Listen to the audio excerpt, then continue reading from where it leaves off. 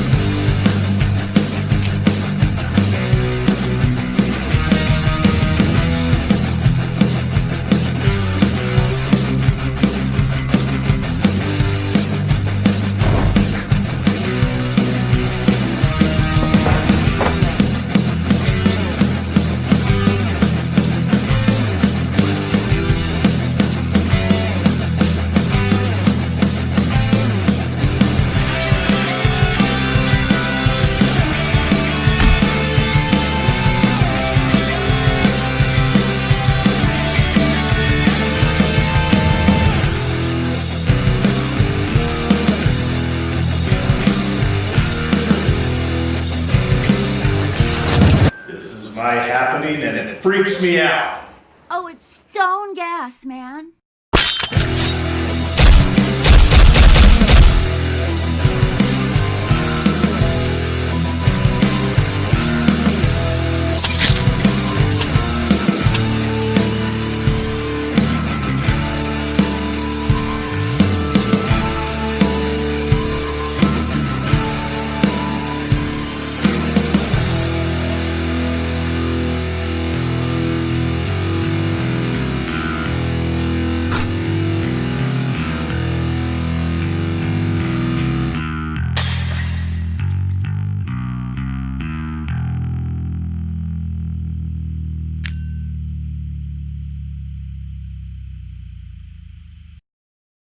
Previously on Region Free.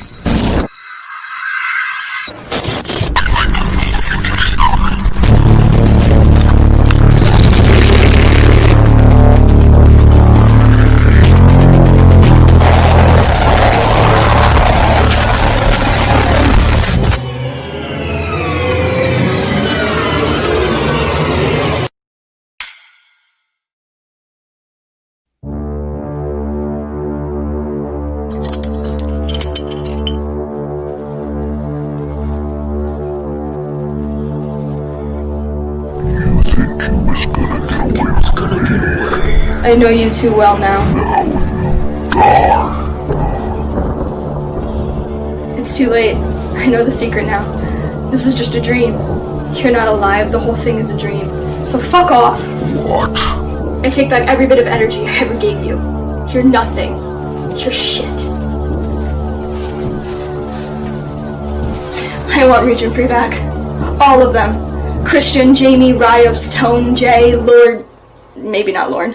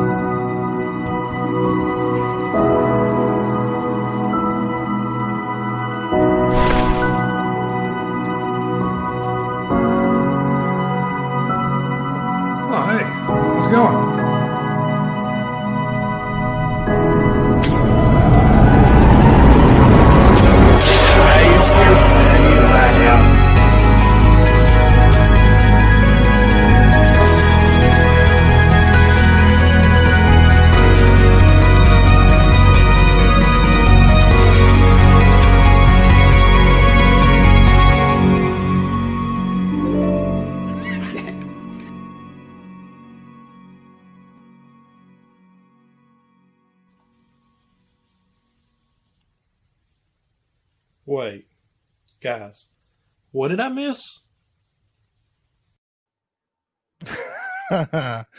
Hello, welcome to episode 7 of Region Free. I think things are back to normal now. We had a rough end to 2020.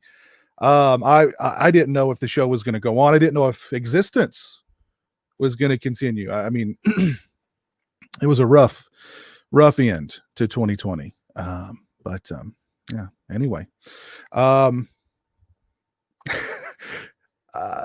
welcome to episode 7 of Region Free. Hope you guys are all doing well out there. I am your old buddy Pizzo, and joining me tonight, I have got Ryo Magnifico. What's up, Ryo? Heavy to the whiskey, but I'm going to switch over to beer now.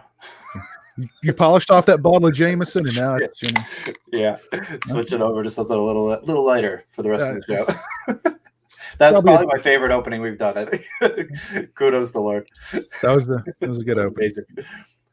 Also with me is Jay the Stingray. What's up, Jay? Hello. How are you guys doing? Good. You? Doing well. Glad to be here. Cool. Also with me is Stone Gassman. What's going on, Stone? Live from New York, it's Stone Gassman. How is everybody tonight? All I have to say is Cobra Kai, Cobra Kai. Very cool. Also with me tonight is Jamie. How's it going, Jamie? Good. How are you? Doing very, very well.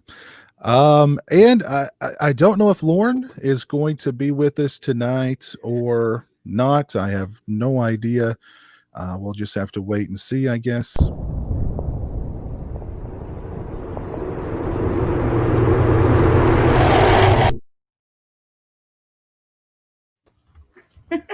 No, there he is. Well, hey, Piz, how are you? I'm all right. How are you? Well, I've got a tongue like a razor, a sweet switchblade knife, and I can do you any favors, but you'll do whatever you like. Here I am. Good to see you. Good to see everybody.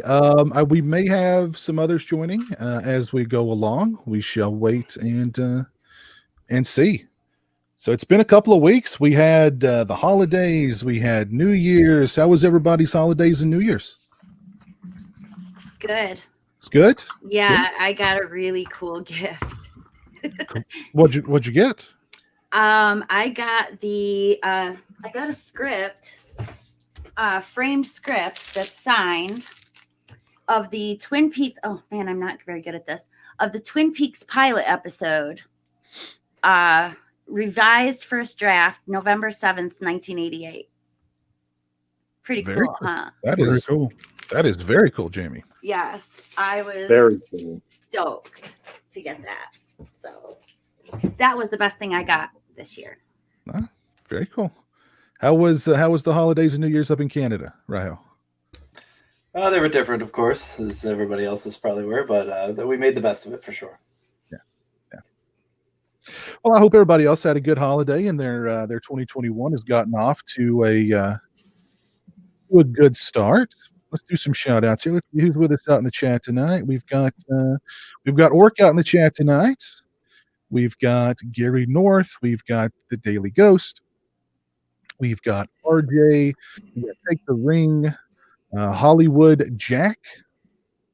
Let's see. We've got our buddy Keith, Captain Halloween's watching along. Pete Chiarelli, Joe Bob Tarheel, Sebian Seagal, Big Crack Rock. What's up, Big Crack Rock? How are you doing? River.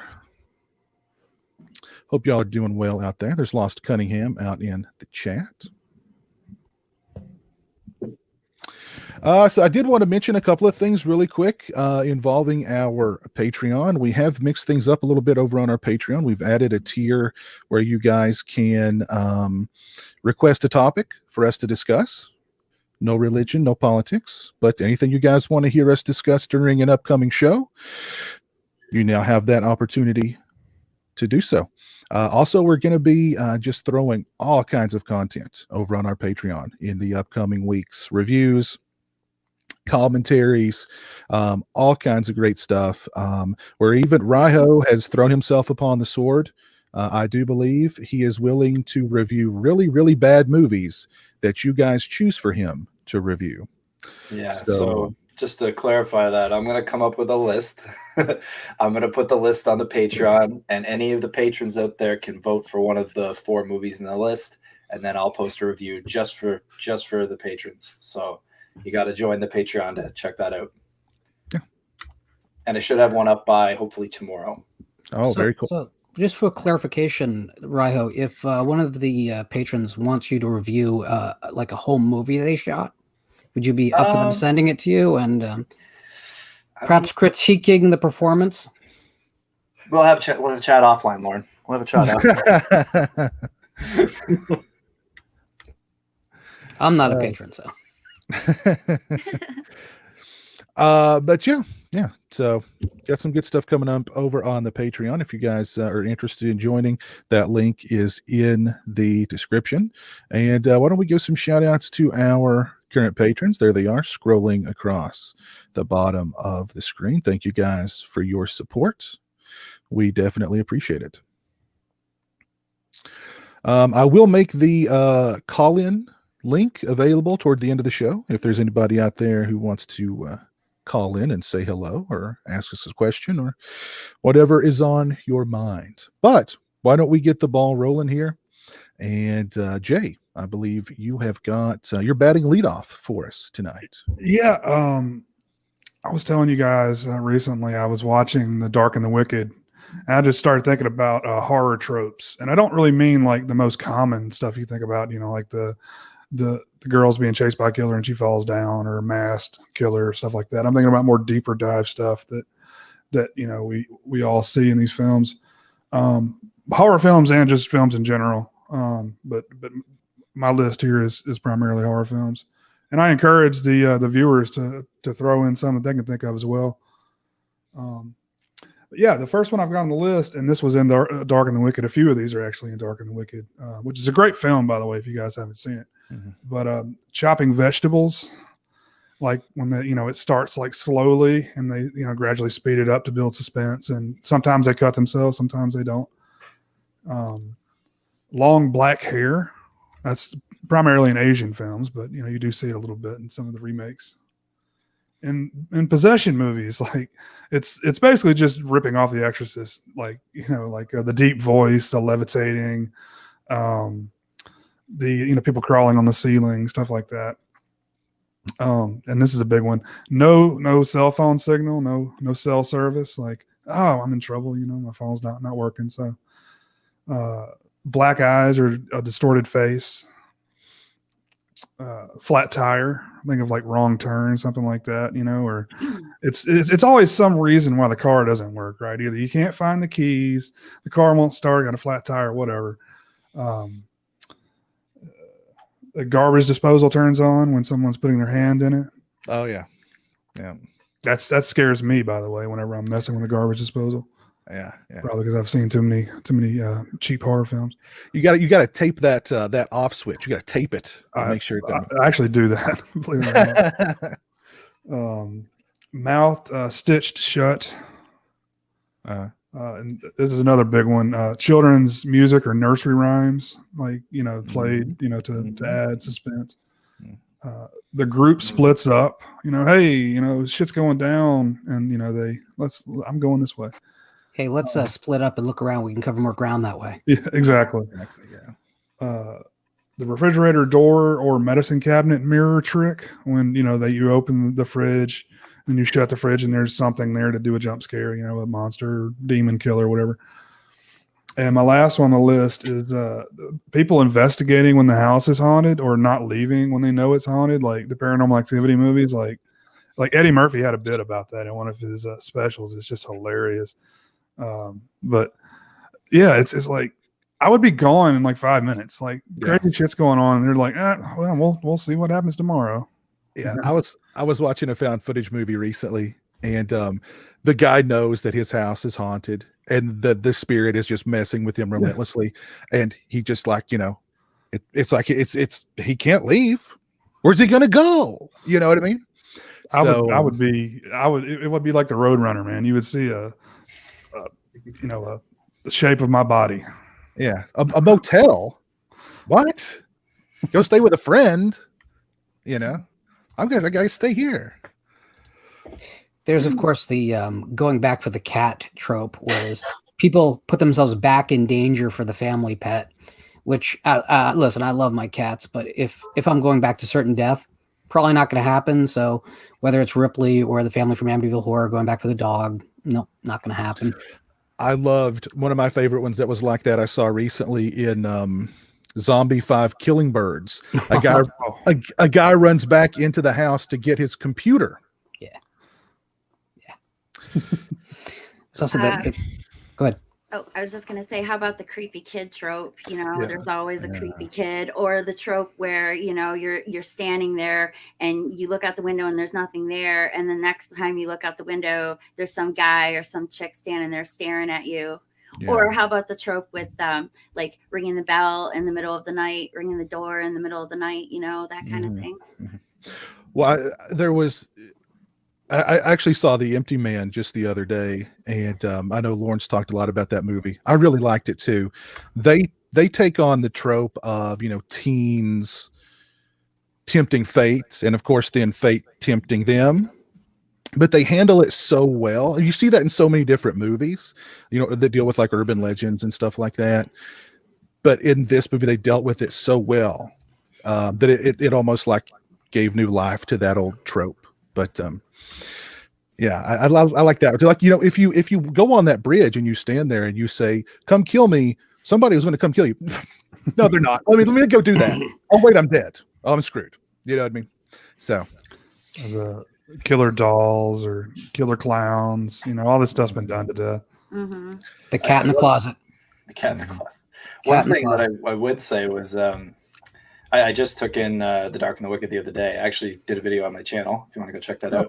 Awesome. But one of the things that came up to me automatically was it really hit on a lot of tropes. But I found like it just did some slight difference or change or something to kind of keep it okay. Like there was a couple times I was like, oh, damn, the woman's chopping carrots. Of course, what's coming? You know what I mean?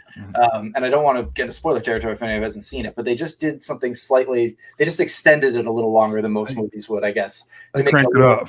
Yeah, you know what I mean? And like, you know, and again, there's a couple of other ones. There's a couple that didn't land for me, but there was quite a few like very, you know, old school horror tropes that they just kind of wrote around nicely, or just made them a little creepier, did something to add to them that I thought kind of, you know, surpassed that kind of lameness in a big way, because I really, really like that movie. Well, thank you, Daily Ghost, for the $5 super chat. That's very kind of you, sir. Appreciate it. The Dark and the Wicked also does one thing with tropes, which I think is really clever, which is it mirrors them. So like the one you're talking about with the vegetables is later mirrored in the film with an animal. And it's a way to smuggle in an idea, and you don't necessarily trace it back, but you're already thinking on those lines. And if you think about how that scene ultimately plays out, you realize that's kind of the rest of the movie.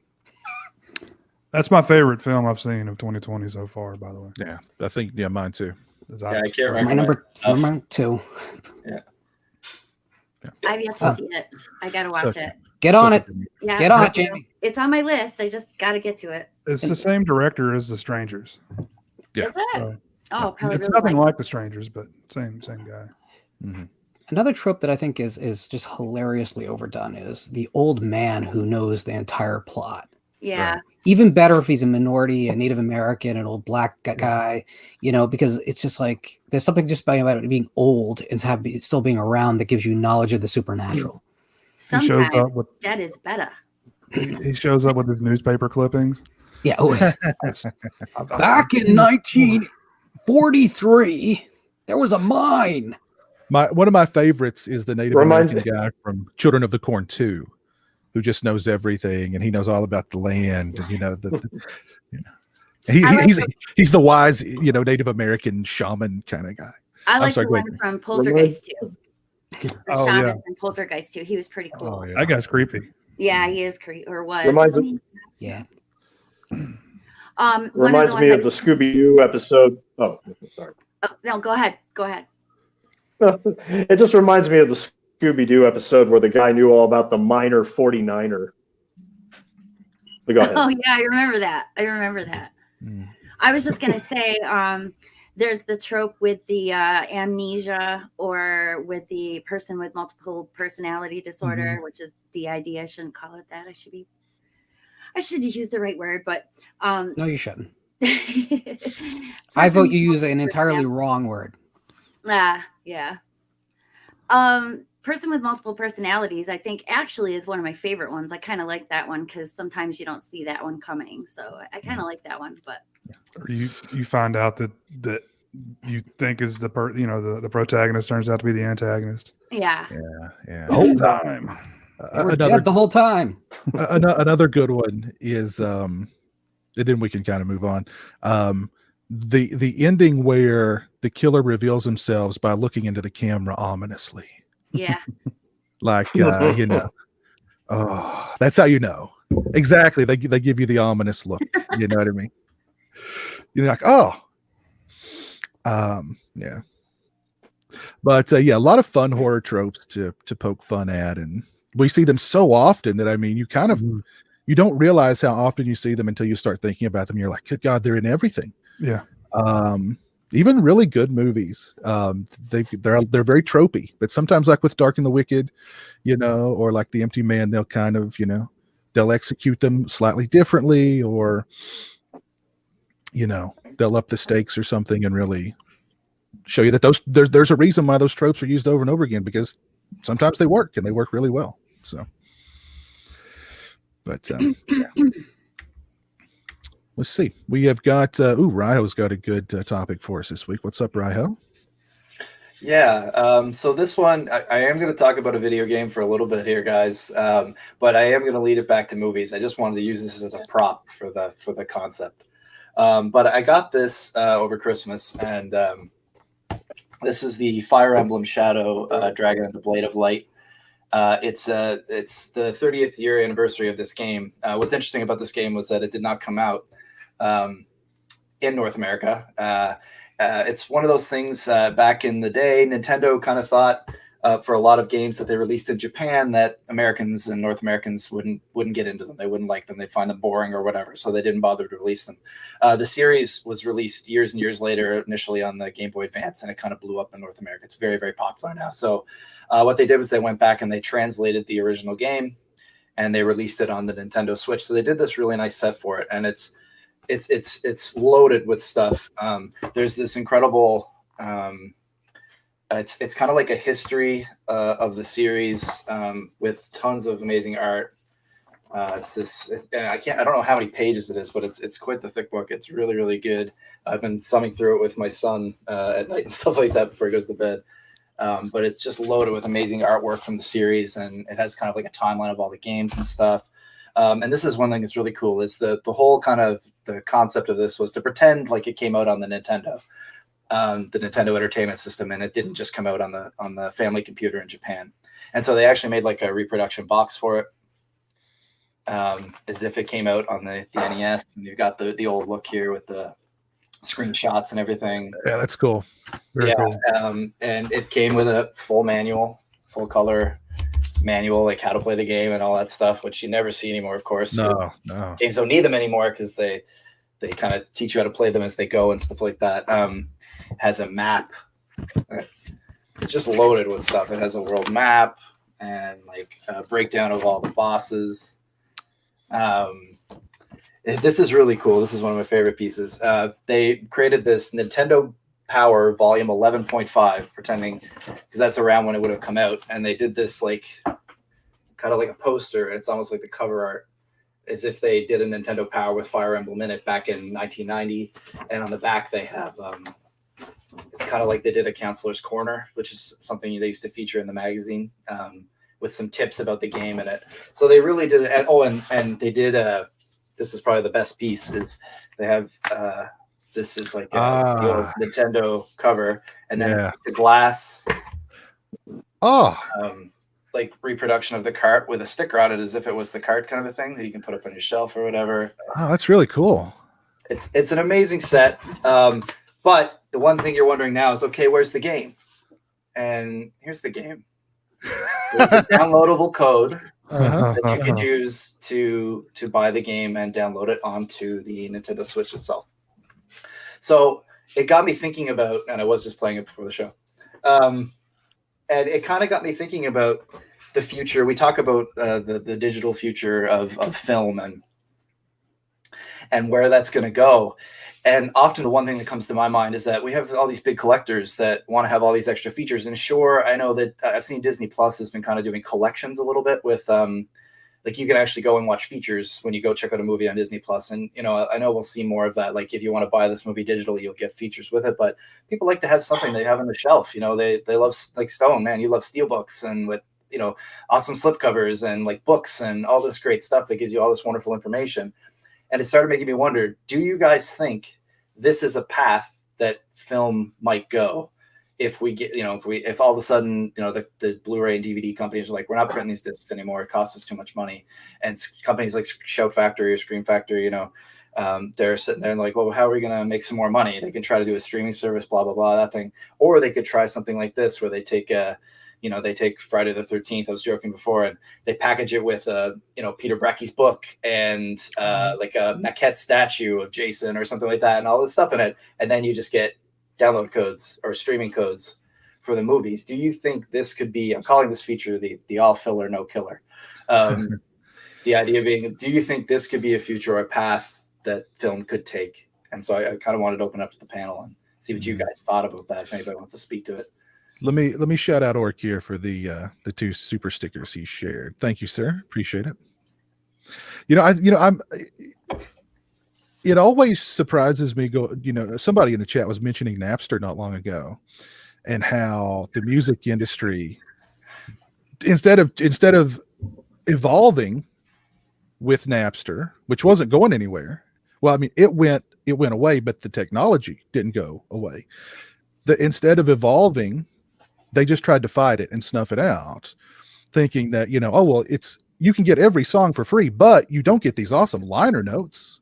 Everybody wants the liner notes, right? No, you got to give people more than that exclusive content that they can't get for free just downloading it off of Napster. And a lot of that just really didn't happen. They made some strides toward that with like enhanced discs where you could get interviews and CD-ROM kind of stuff. Yeah, I was going to talk to this a little bit. This is actually a fairly recent release. This is my favorite band of all time, Moist. They did a re-release of their original album on the 25th anniversary, I think it was, or 20th, and it came out 2019. And what they did was they did a physical release with like you joked about, all the liner notes and all the lyrics, and it's a 2-disc. And if you bought it on just on Google Play or iTunes, I think initially anyway, you could only get the 1 disc.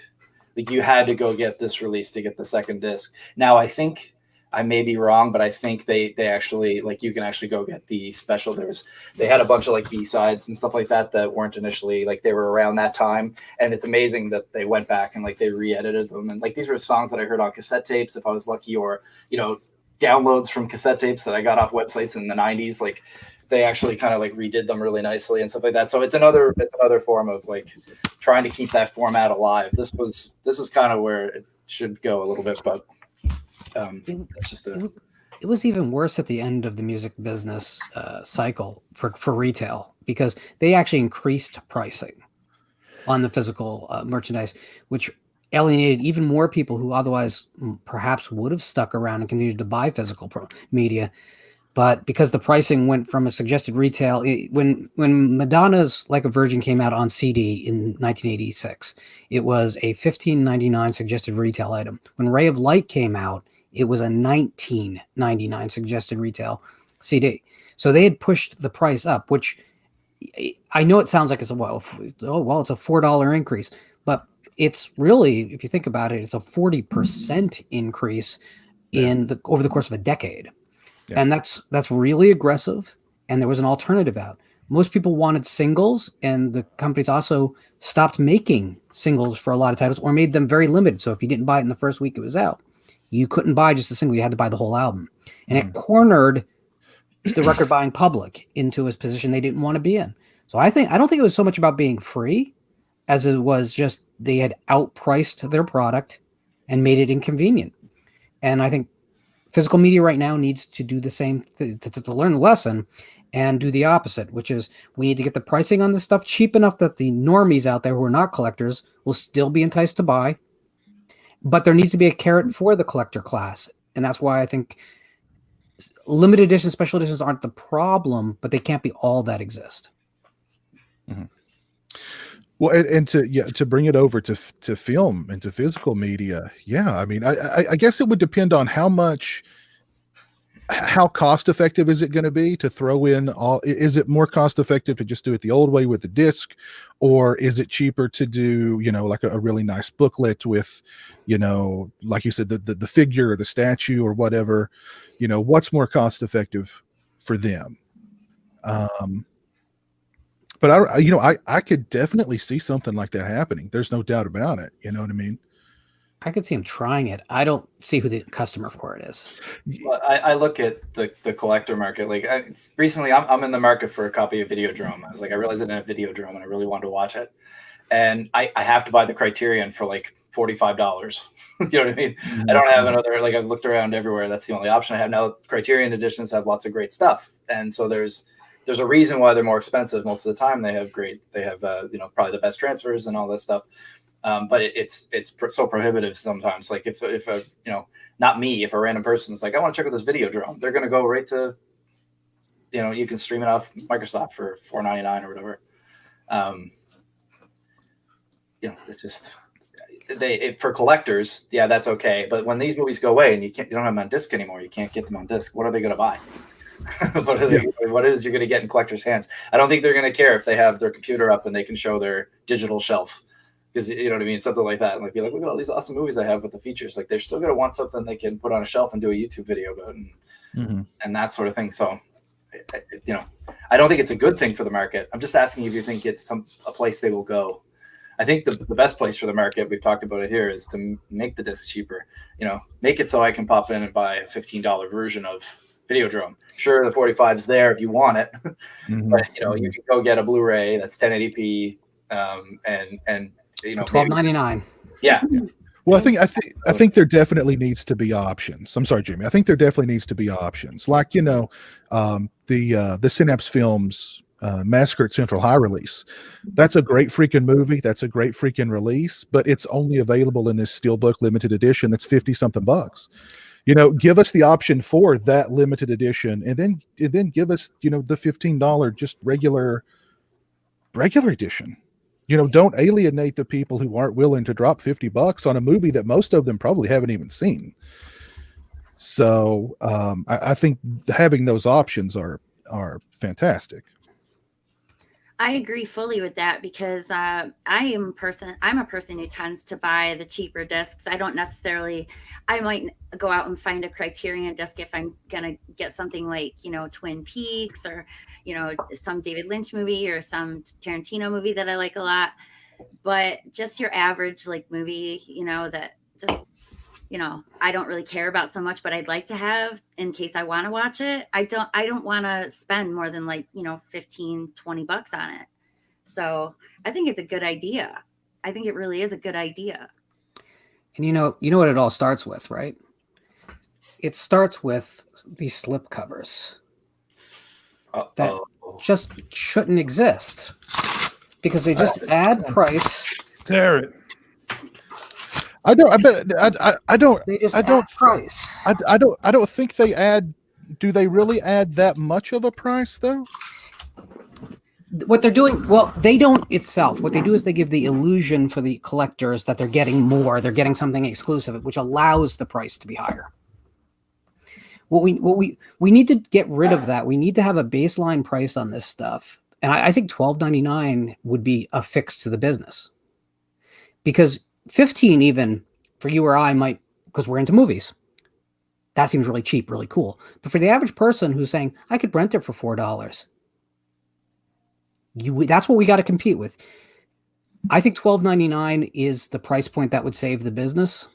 But we got to also bring the collectors over to the idea of them being not just about the exclusive, but also about the helping the general population understand the value of this stuff. And while they're saying to their friends, look, it has a slipcase. I bought this for $15 on eBay because mine didn't come with one. The average person is going, what the hell is this guy? This guy is on drugs, and that pushes them even further away. The times when physical media has been the healthiest, whether it's in music or in movies, has been when the most people have been involved. And we're just going further and further away from that. Again, I'm not against collectors. Is this happening? No one's going to tear it. Stone, are you a convert? I mean, that was just. I would tear a Jerry Maguire slipcase too. Okay. Well, Yeah. wait. Not To Kill a Mockingbird. Oh, it's Mr. Smith. Okay. That's fine. I do want to say thank you, Nico, for the $5 super chat, sir. Very kind of you. He says, "Peace, brothers and sister. No news, just movies and their fans." Right on, man. Thank you. And Jess Graham had mentioned print-on-demand technology as being part of the solution for bringing that price point down. He's done three. He's ripped 3. I'm proud of him. Have you lost your mind? Oh my goodness gracious. But listen, Oh my if you rip Gandhi, you will go straight to hell. He's having a rip Oh, fest. I don't know. Gandhi wasn't really. I mean, he's a very mixed figure. If you look at the real history. Let me show you. Let me show you a film. Let me show you something absolutely beautiful here. This gorgeous slipcase for the new Buried Alive release. Look how gorgeous that is. Come on, Absolutely beautiful. This is a release that was like, I don't know, $12, and you get this gorgeous, beautiful slipcase. Rip the slip. Rip the slip. I think it's absolutely. He's gonna do it. Come Can't on. wait to check this out. It's been a long time. It's not even a good film. Do it. It's not a good film. No, it's not a good film. Okay. All right. Oh my God, you're gonna rip Dr. Strangelove? I won't rip all Don't, mine. listen. Don't make me start censoring this show. I will do it. I will do it. The chat is very clear about what they want you to do, Biz. Listen. I'll start censoring the chat too. You See how it believe is. His trust in freedom goes right out the window the moment he feels threatened. You Easy better there, believe- Zuckerberg. He is anti-Antifa. You better believe So it. he's fascist. I'm going to start censoring this hardcore. Let's do it. But let's see what were. Did anybody want anything else to Raiho's topic? Well, just going around the room. Does anyone who thinks that they would buy that product with like your favorite movie with a download code just for the packaging? Who would do that? I wouldn't. And to like, so I never do this. This is a series I very much like. I wanted to get this game. I just, this is something I really do. But this was 75 Canadian, so it's I guess maybe like $60 or something like that American. So that it was fairly pricey too. So just to put that in there. I don't think I would do this for a movie, honestly, and that sounds crazy, but I can't imagine getting one movie, maybe a series or something like that, but just one movie for like, you know what I mean, with all this stuff for that price it seems kind of crazy. But yeah, I'm not a big collector, you know what I mean? I personally that wouldn't be for me, but yeah, I don't know if the collector's market would embrace it necessarily unless it was like really something special. You know what I mean? But I don't know. I mean, you never know. You never know. Let's see. I believe Lauren is on deck next. Lauren, what do you got for us? So back in 1986, a year in which, maybe two of us were born, a film came out called Truth or Dare, A Critical Madness, from Tim Ritter, a filmmaker in Florida who scraped together money and borrowed from his family to make a film. It was widely marketed at that time as the first film that was made for the VHS rental market. That's very debatable whether that's actually true, but that's how they marketed it. If you watch the trailers, they screamed it about 7 times during this trailer. It was probably a very exciting time for independent filmmakers, the idea that they finally would have this new emerging market to show their films and to make money. But it was kind of a double-edged sword too, because while drive-in theaters were closing left and right during the 80s, and all the mom and pop theaters were getting either purchased out by major corporations who had no interest in independent features on their screens. It was also the beginning of a movement that would ultimately see independents get stuck in the direct-to-video market. it would be rare for them to be able to escape out of that ghetto into the big leagues, and even careers got sidelined, whereas people ended up making a career of making direct-to-video features. And one thing you might not realize is the average person with a well-paying office job probably was making more a year than a director of those independent features, even if those films ended up doing well for that market. So flash forward to today, and with the video market no longer able to sustain direct-to-video, a lot of these existing franchises are turning towards streaming and cable for new life to their properties. You saw this, of course, with Cobra Kai being the new incarnation of the Karate Kid, because a new Karate Kid theatrical, well, we saw how that went, right? It didn't work. Or Creepshow. We love Creepshow, but after that third film, going back the theatrical route was just not an option anymore. But a Shudder series, certainly an option, incredibly successful. You're seeing announcements of things like a Child's Play television series, or I guess a Chucky television series. And it seems like the small screen is the new direct-to-video, whether you're broadcasting or streaming. I guess my question in all this is that necessarily helpful for the new class of filmmakers? Because certainly the small screen isn't the ghetto that direct-to-video became. But it still could be a trap of a sort. Depending on what happens with regular movie theaters, I guess, over the next 18 months or so, it could be an irrelevant conversation, or it could be a very relevant conversation. But I find it interesting that while we talk about television being the premium today, it's almost more desirable to make a great, well-received television series, such as Fargo, for instance, than it is to make a lower-end theatrical release. But there's a trade-off there, of course, because if you watch trends in media, everything at the beginning of every wave is kind of nice and expensive and well thought through. And then as we go on, the corners tend to get cut. Will this become a dead end, and will these filmmakers of this class face the same kind of a nightmare that the last ones did? I don't know. What do you guys think?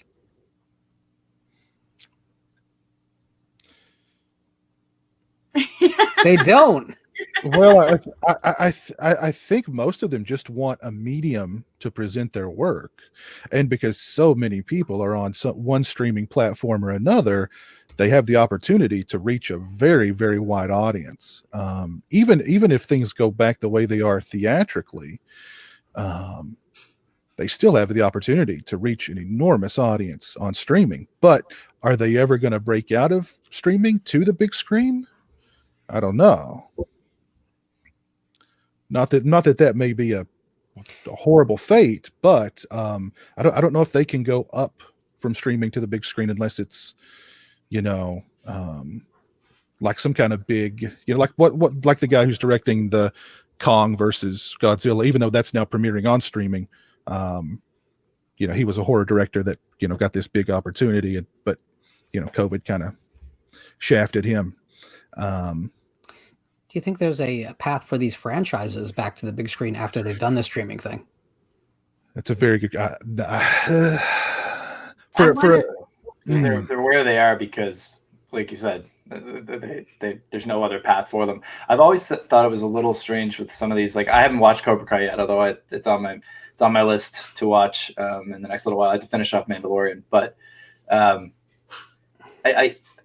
the series format, I always thought, like, maybe just do a direct-to-video movie, like a direct-to-streaming movie. Like, I'm surprised that they go for, because it's got to cost a lot to produce like 12 episodes of a show.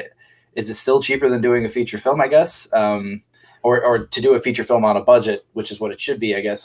I am surprised that you see more and more of that kind of happening. Like you said, Cobra Kai, Creepshow, two great examples. Instead of doing another Creepshow film and then seeing where that landed and then doing a series, they go right in for the series.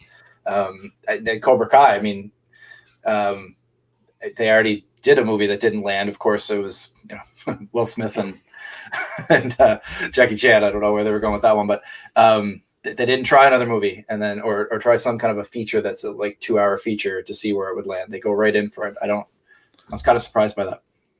I think if Cobra Kai was a movie, if they decided they were going to make a theatrical movie out of that rather than a TV show, call it Cobra Kai, and I think it will do good. If you call it another Karate Kid, or you call it, Karate Kid 5, or whatever you want to call it, it's not going to do as good. It won't do as well. I think that if they would have made a movie and they called it Cobra Kai, I think it might have done just as well as it's doing as a TV show. Not that it's bad as a TV show. I actually really like the show. It's just that I do want to see things transfer to the big screen. I do want to still go to the theater and see movies. I know that some movies are made for the big screen and some movies are made for TV screens. So the transfer from TV to movie, if they change the aspects, maybe, I'm not sure how that transfer would go, but I definitely think that there are some TV shows that would make good movies and some movies that could be good TV shows. So I can't say that we're never going to go back to the theater, because I do believe we all will go back to the theater. I think theatrical movies are going to start coming out again once everything calms down. People want to get out of their house. People are going to want to get out. Yeah. And as soon as everything opens back up again, if there is a movie that's worth it, or maybe even a movie that isn't worth it, this may prove that, everybody's cabin fever could be really good for the economy once everybody gets back out again, because they might go see junk movies just because they can't stand to be in their house anymore. Mm-hmm. Mm-hmm. So I guess the question is something like the Alien franchise, which has always been thought of as a big screen franchise, a prestige franchise even. Well, it's going to be a television show. That's where Disney has put it. Does it have a path back to the big leagues, or is it going to be where it is forever now?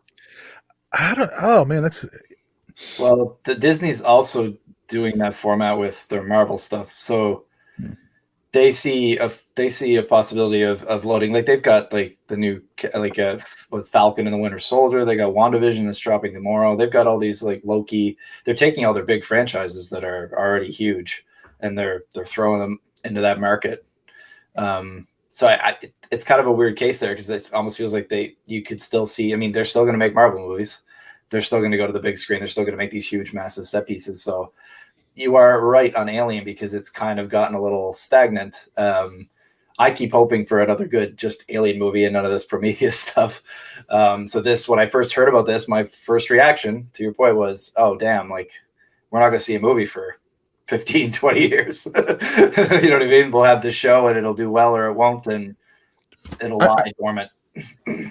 I'm kind of excited for some of these, because with Alien in particular, I think they could take that IP into some interesting areas streaming that they couldn't theatrically. So maybe we will see what's the guy that did his direct Aliens. Maybe we could see that movie just on a smaller scale with a smaller budget on Disney Plus. Maybe we could see, an actual good Alien versus Predator movie on Disney Plus. Well, Disney Plus, maybe, I don't know. They'd have to try to make it worse than what we got in theaters. But I think on that level, it's less money, but that's not a bad thing. That it could mean more ambition, a better story than what they would let them do theatrically. So I don't know. I find that kind of exciting. I like the idea of an Alien versus Predator TV show. I think that would actually work quite well as a television show. I'm not so sure about Alien. I will watch it. I'll give it a fair shake. But I'm not so sure I'm going to like an Alien TV show. I think Alien versus Predator TV show would be good, because there's conflict in that already. Yeah, or like a limited, like a 8 episode run or something, where they can really expand it and tell a good story. Yeah. Right. Yeah, I don't know. That's something that I think would be an upside of keeping things stream, or keeping certain things streaming, is that you're able to do more in that medium than theatrically. What makes me leery, and it's the reason I'm not a big fan of long form media, is that you know, there is definitely tropes, just like we talked about for the horror genre, for premium television. So you know they'll introduce the characters and the obvious character conflict dynamics will come into play. All that drama, which is right out of the box, there's a good chance will get thrown right into the mix. That whole rising action and then twist reveal at the end of every episode so that you watch the next. It's very formulaic, and it's still new enough that people are not horrifically tired of it. But the cracks are showing in the format.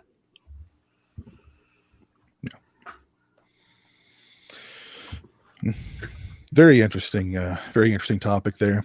I believe Raho mentioned the Wanda. What's it called? The WandaVision. WandaVision. It's they've got Scarlet Witch and Vision, of course. Wanda and Vision, and it looks like some kind of a surreal. Yeah, I don't know. It looks really interesting. It's like a surreal kind of drama sitcom or something. Yeah. Well, and actually, Cameron actually sent in a video this week discussing WandaVision. So we'll turn the floor over to Cam. Hey there, Region Freers. This is Cameron from Obnoxious and Anonymous, here to let you know that tonight at midnight, WandaVision will be premiering on the Disney Plus streaming service. It stars Elizabeth Olsen and Paul Bentley as the title characters of Wanda, aka Scarlet Witch, and Vision. I'm not quite sure how this fits into the overall continuity. I'm assuming this is going to be when Vision, spoilers, dies in Avengers Infinity War, and Scarlet Witch goes mad. This series, listen, I'm going to be honest with you. I'm kind of hit and miss with Marvel. Some of them I'm really I connect with, and some of them I don't. But this looks right up my alley, and I don't have a lot of time right now to kind of digest television series, but this one looks like it's going to be one of those must drop everything and watch. It's going to get into 1950s sitcoms and 1970s television, and it's going to be very experimental from what I understand. Going to get into like Twilight Zone, 1950s-esque television as well. Everything I've seen of this so far looks exciting and different and new because Marvel has made so much money that they can take these kind of chances. And from initial reports from critics who have seen the first few episodes, they say this is a must watch, and this is going to be one of those series that people remember for decades to come. So I'm really excited to check this out. I'm not quite sure if they're just going to release like one episode a week, like The Mandalorian, or if they're going to just drop it all like Netflix. Not quite sure about that. But I do know that if you are a big genre fan, if you like, strange television, strange type of, cinema, experimental works, I have a feeling this is going to be right up our alley. So check it out. Comes out tonight at midnight, and I will see you soon. Thank you so much for watching. All right. Yeah. WandaVision. It almost sounds a little risque for Disney Plus, but I don't know. Maybe they're it would be smart on their part to offer, maybe some more, I don't want to say adult content because that puts the wrong idea in your mind, but so, they are. They're going to release all the Fox stuff. And Good. I don't know how that's going to work, but it's coming on there sometime. It's just going to be a child password, whereas half the site is not accessible unless the parent logs in. I mean, I think it may already have that actually. Cool. Anybody want to add anything to the WandaVision discussion? It does interest me. It does interest me enough to maybe possibly want to get Disney Plus, which I have been against this whole time since they came out. Just because I have this, I don't know, maybe it's just because my son growing up, I had to watch so much kid TV, so much cartoons and stuff like that, that I don't want to watch anything. I've never seen Frozen, and I never will. I just don't want to watch things like that. I want to watch highly adult content things. So I don't know, maybe it might spark me to get it people have told me that Disney Plus is not all for kids, so that I should give it a second look. So maybe I will. It might spark it. It is mostly for kids, but there is the odd tidbit. What I think is interesting about it is that when they first announced that they were going to take these shows over to Disney Plus, I kind of groaned a little bit because they set up all these movies, and you already had to go see like 3. If you were into them and you wanted to keep up to the date, you had to go see 3 of them a year or something like that. Like they had like at least 2 to 3 big, massive releases, through the schedule, and even maybe more. I don't know. And they would just come at you so hard. And now it's kind of like, now you got to go get this service, and you got to sit down and if you want to keep abreast of everything, you got to watch these new shows. They've got the Loki show, they've got the Falcon and Winter Soldier. This one, however, looks interesting because it doesn't look like it's just an extension, like a movie, a 12-episode movie. It actually looks like Cam said, it's like they're taking some chances, they're doing some interesting stuff, and kind of giving you a little bit more meat on that bone, I think, to make it interesting to actually check it out. So it's one of the, I'll eventually watch them all, I'm sure, but it's the one I'm most interested in just because it looks different. All right, cool. Let's see what's on deck now. We've got a couple of reviews of new releases from Mr. Gassman. What we got this week, Stone? Yes, thank you. Yes, I got 2 brand new Blu-ray reviews to share with all of you. And if the name Sue Kaufman doesn't ring a bell for any of you, I'm not surprised, but guess what? You're about to find out who she is. She was an author. She lived in New York City. She was born in 1926. She attended Vassar College, and she published her first novel in 1959, followed it up in 61 with another one. Now, you got to remember that at this time in the 1960s that women feel like they were imprisoned inside a kitchen almost as like a domestic dungeon, as it were. And it wasn't really until the publication of Betty Friedan's book, why is the name escaping me right now? I have no idea. Betty Friedan's book came out, which a lot of women read, and it inspired them to try to fight their way out of the kitchen. Well, Sue Kaufman was The Feminine Mystique by Betty Friedan. That's the book. Yeah, sorry. But Sue Kaufman was another one of those writers.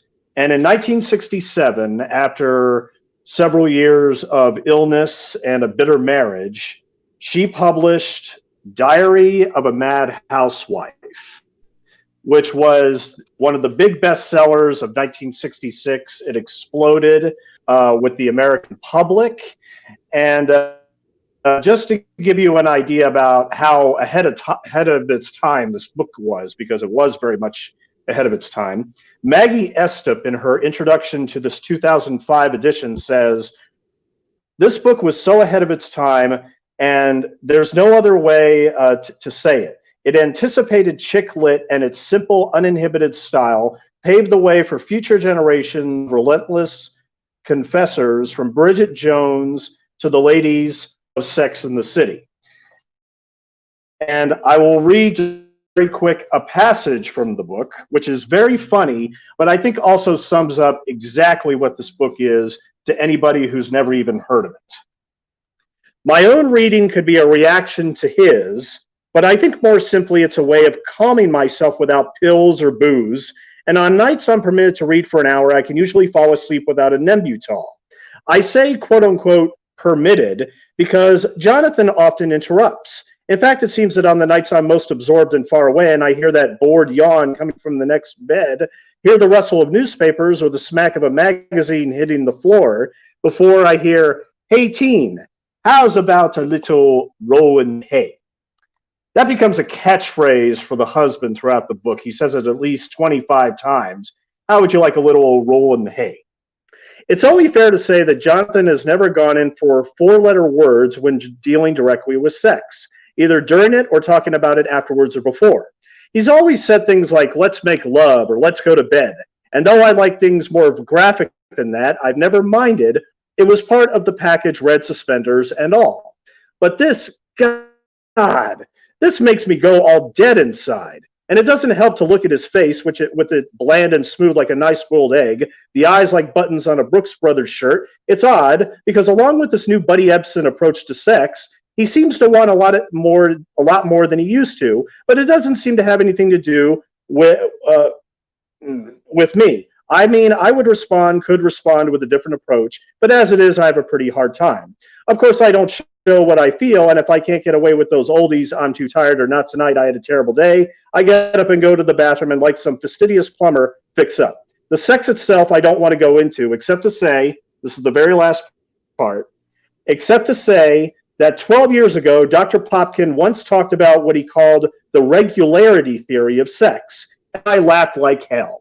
I don't remember anymore just why it came up, maybe someone I'd slept with at the time, but I'll never forget how funny I thought it was that there were men who were convinced that for the sake of their health, they had to, quote, relieve themselves in sex in a certain number of times a week. I laughed like hell then, but I'm not laughing now. So that is considered one of the great books in 20th century literature, is Sue Kaufman's Diary of a Mad Housewife.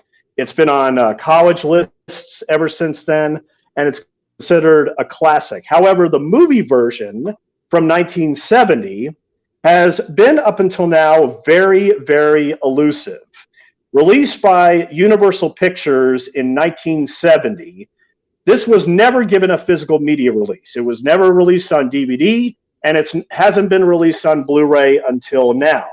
It stars Richard Benjamin, as well as Frank Langella, the star of Dracula and many other films. This was his film debut, by the way. And Carrie Snodgrass, who won 2 Golden Globes for this role, and on top of that, was nominated for an Academy Award. People loved Carrie Snodgrass in this role. And the sad thing is that Carrie Snodgrass, who unfortunately is still an unknown, she passed away at the age of 57, and her biggest regret, which came to her dying day, was that she was such a hit with the critics back in 1970. She decided to take some time off and marry Neil Young and raise their son. Well, she wanted to get into movies back in the mid 70s, and Sylvester Stallone had approached her. Stallone was a huge fan of Carrie Snodgrass and said, I want you to play Adrian in this movie that I wrote called Rocky.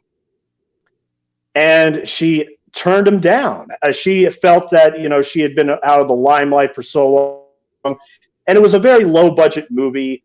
She wanted a little bit more funding, so they couldn't agree on salary. And then Stallone went back to her personally and said, hey, look, you have no idea how much I want you for this role. I will give you points.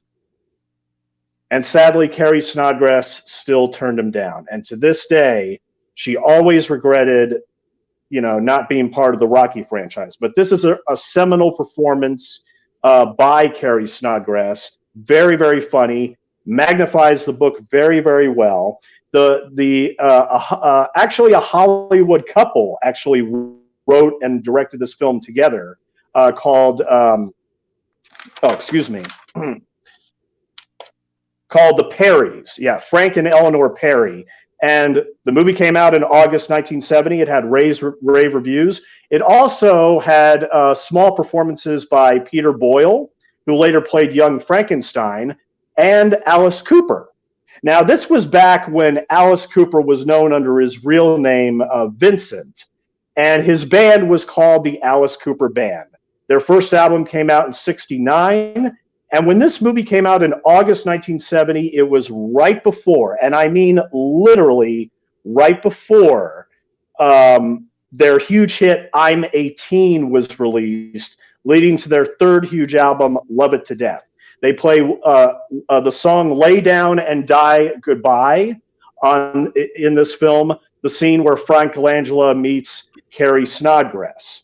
And the Blu-ray of Kino Lorber has a brand new audio commentary with Larry Karaszewski and film historians Howard S. Berger and Steve Mitchell. And Larry Karaszewski is a screenwriter who's written, Ed Wood, People vs. Larry Flint. He's written a lot of great films and big films. And, they just delivered a great commentary, which covered everything Diary of a Mad Housewife related. It covered the television version, which is not included on this Blu-ray, unfortunately. The television version was made as a PG response so that Universal could sell a print to commercial television. And so they eliminated a lot of the nudity and a lot of the affair stuff. Well, not the affair stuff, but a lot of the graphic stuff and language, and replaced it with mostly therapy sessions, which are also from the book.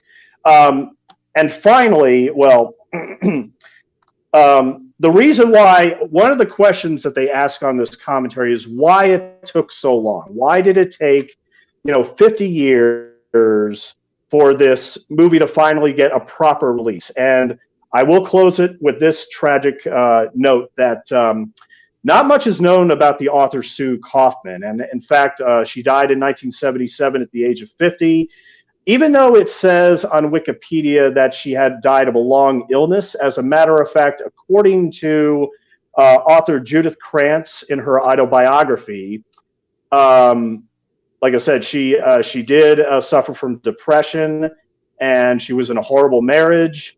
And even though it wasn't exactly reported as such, according to Judith Krantz, she jumped out of a window and plunged to her death. And if you read Diary of a Mad Housewife, as well as some of her other books, her last being the prophetically titled Falling Bodies, I think you can get a sense of what this woman was going through. It's a great book. It's a great, check it out. My second Blu-ray review is based on a true story. Back in 1975, there were some loggers who went out to do some work for this company in the White Mountains of Arizona. As they were coming home from their work, they spotted something in the sky. It was red. It was like fire. And they were shocked. They stopped in their truck. And before they knew it, one of their own, named Travis Wilson, got too close to the thing in the sky, which was essentially a UFO, and was zapped with a beam of light. The others in the truck panicked and drove off. And apparently it was a mystery. 5 days, this man completely disappeared. Nobody knew what happened to him. The local authorities, of course, had their suspicions on maybe one or two of the loggers, if they had issues with this guy or whatever, but no. He was not recovered till 5 days later. He was shaking, suffering from PTSD, obviously went through something horribly traumatic, but he wasn't saying anything. He wasn't communicating with anybody. He was just, felt like he had gone through something that a lot of people don't want to go through. And from the story goes is that he was abducted. He was taken up into the aircraft, and for the next 5 days, he was subjected to a number of medical experiments, was probed, and it essentially haunted him for quite some time afterward. He later published his experiences in a book, and in 1993, Paramount Pictures decided to buy the rights to the story and came out with the movie Fire in the Sky. This was a movie that came out in 1993, stars D.B. Sweeney from The Cutting Edge, the star of The Cutting Edge, and Robert Patrick, who plays the T-1000 in Terminator 2, and also James Garner, Craig Schaefer, Peter Berg, and also in a small role as one of the loggers, Henry Thomas, who had made contact with an alien in a little 1982 film that nobody remembers called E.T. the Extraterrestrial. But this is a very strong cast in a story that is incredibly compelling. And as I've said in my tweets, this is a movie that definitely tests the audience's attitude towards the truth to the nth degree. I mean, you know, a lot of people would probably say, really? I mean, this guy was really abducted by aliens. Oh yeah, he was just probably trying to get out of the logging contract that he was working on or something like that. No. I, for one, especially since last year in 2020, we've had the unprecedented events of the founder of Blink 182 forced the U.S. Navy to prove that UFOs existed.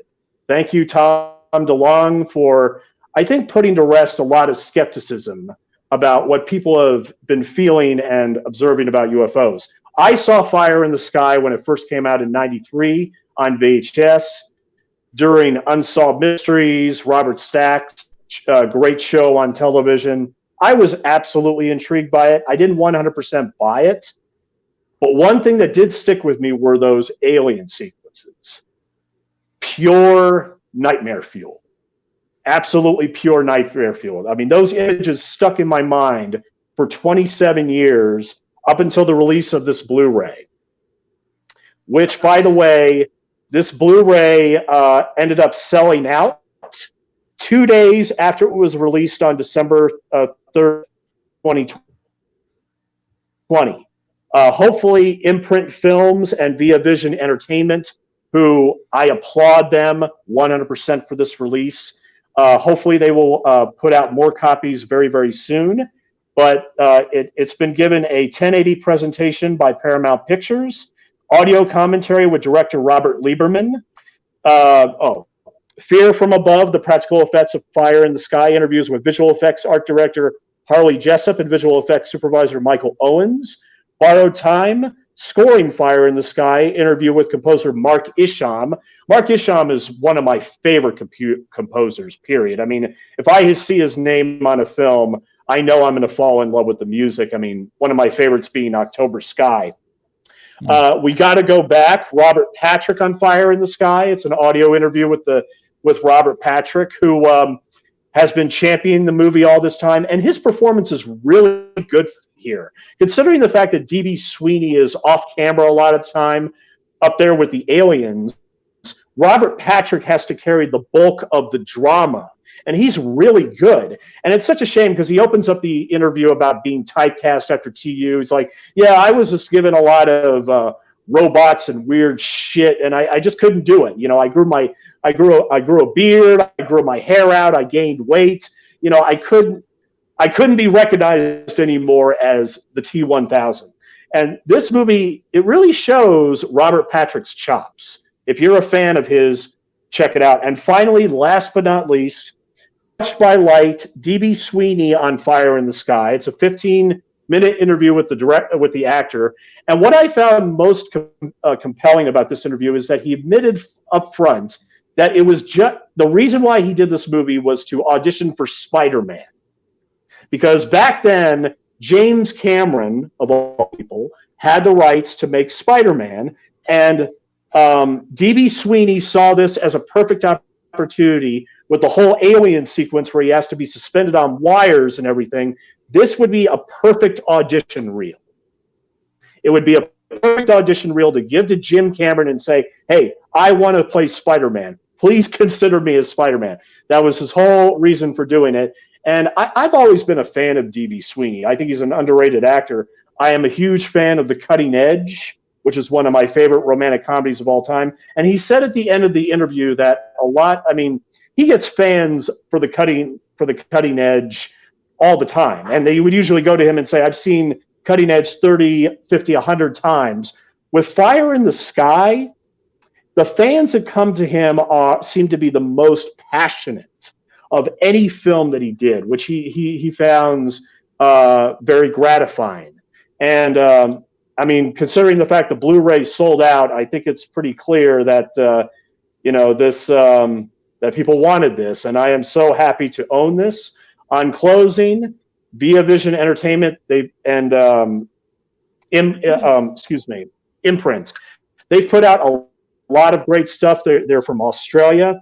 They are going to be releasing Breakdown, the road thriller with Kurt Russell for the very first time, another Paramount film from the 90s. loaded with bonus features. It'll be in February. I suggest you order that copy before it sells out. So those are my Blu-ray reviews on Diary of a Mad Housewife and Fire in the Sky. Thank you very much for listening. I believe I have the Fire in the Sky release on the way. I'm looking forward to checking that out. It's been a long time.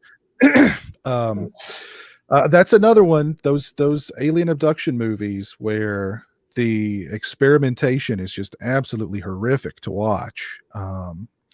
Where they cover him in the rubber and they put that goop in his mouth and then they stick that stuff in his eye. They stick that needle in his eye. And there's another scene on the ship where he's crawling around and he puts his hand into a dead guy's guts, into his body, like they abducted somebody and he died during their experimentation and they just left him on the ship to like rot. Or maybe they took the guy and killed him so that they could analyze how the human body decomposes. I don't know, but he puts his hand like right through him into his guts, and it's just nasty, horrific stuff. That's really the only thing I remember about that movie. I don't remember anything beyond the abduction, but all the abduction and all that stuff, just freaky. My memory of that movie is very strong. I've seen it thousands of times by now because it was always playing on Showtime or Cinemax or whatever at one time or another. So it was one that I've seen countless times. And no matter how many times I see it, I cannot watch the part where he gets abducted and taken up there and what they do to him without covering my face. I can't.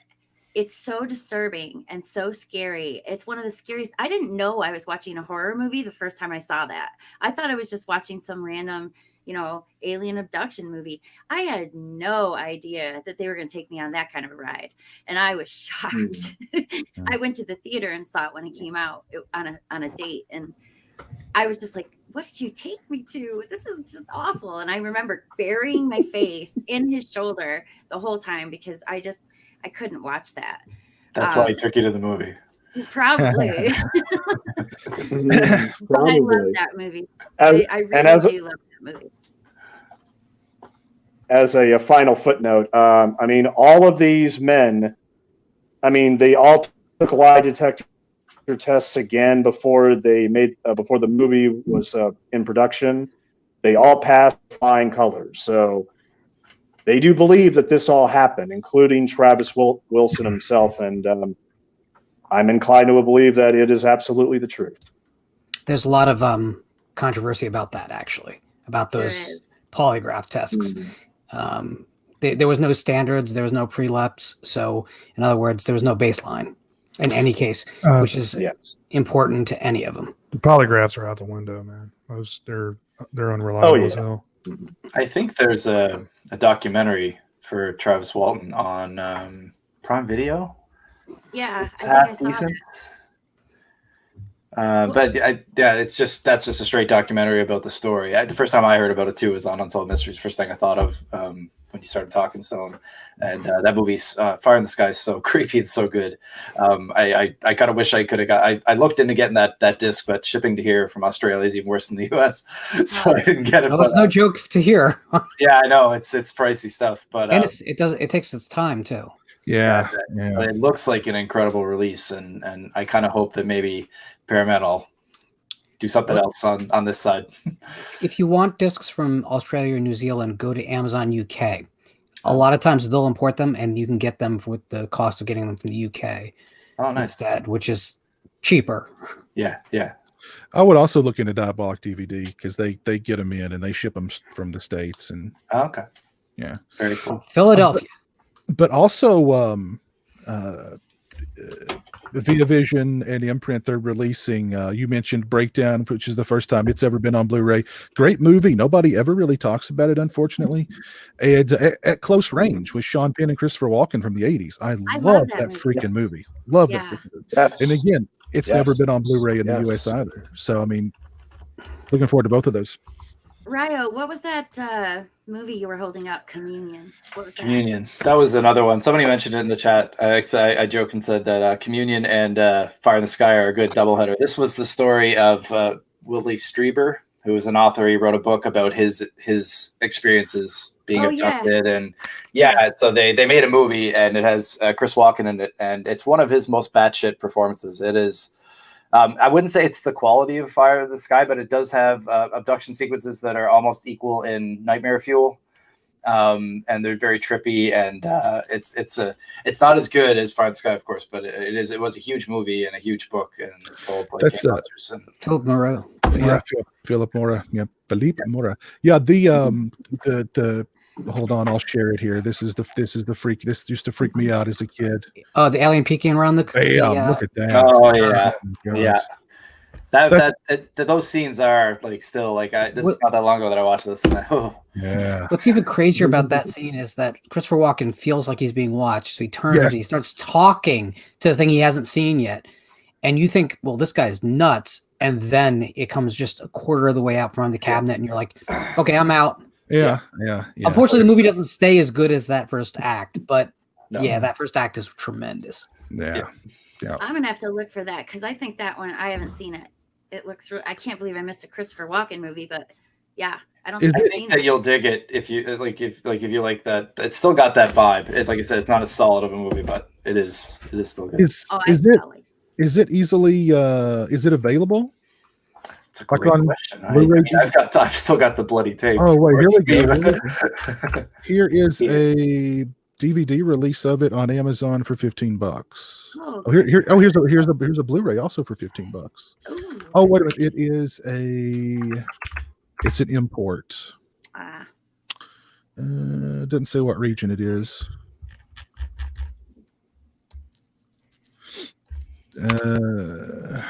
It's probably region B.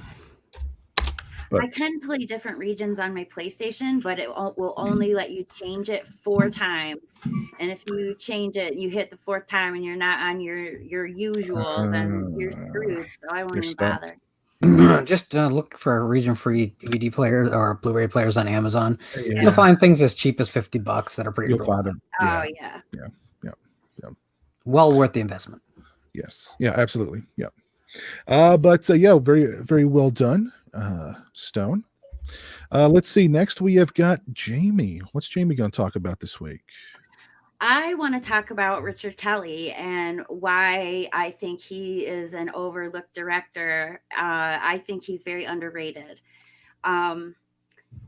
First off, I'm not going to talk about the plots of the movies or anything like that. I'm just going to talk about why I think he is an excellent director and why I think people need to give his movies a second chance. First off, whenever I watch one of his movies, which I've seen all 3. I've seen Donnie Darko, which I absolutely love, and I have the director's cut of, which I think is superior if you want to understand what is going on. It does help you. As far as Southland Tales goes, I've only seen one version of Southland Tales, but I love this movie with all of my soul, and everyone else hates it, and I can't understand it because for me it keeps me engaged. It's so creative in its style and form and the way that he frames things.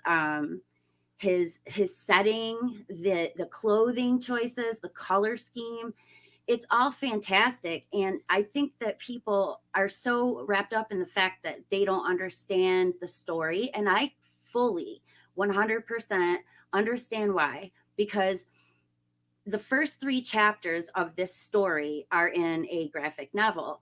So in order to understand Southland Tales, you kind of have to do a little work. And that's not exactly fair to those types who don't really want to have to go and do the work to understand the story. So I can understand people's upset over that.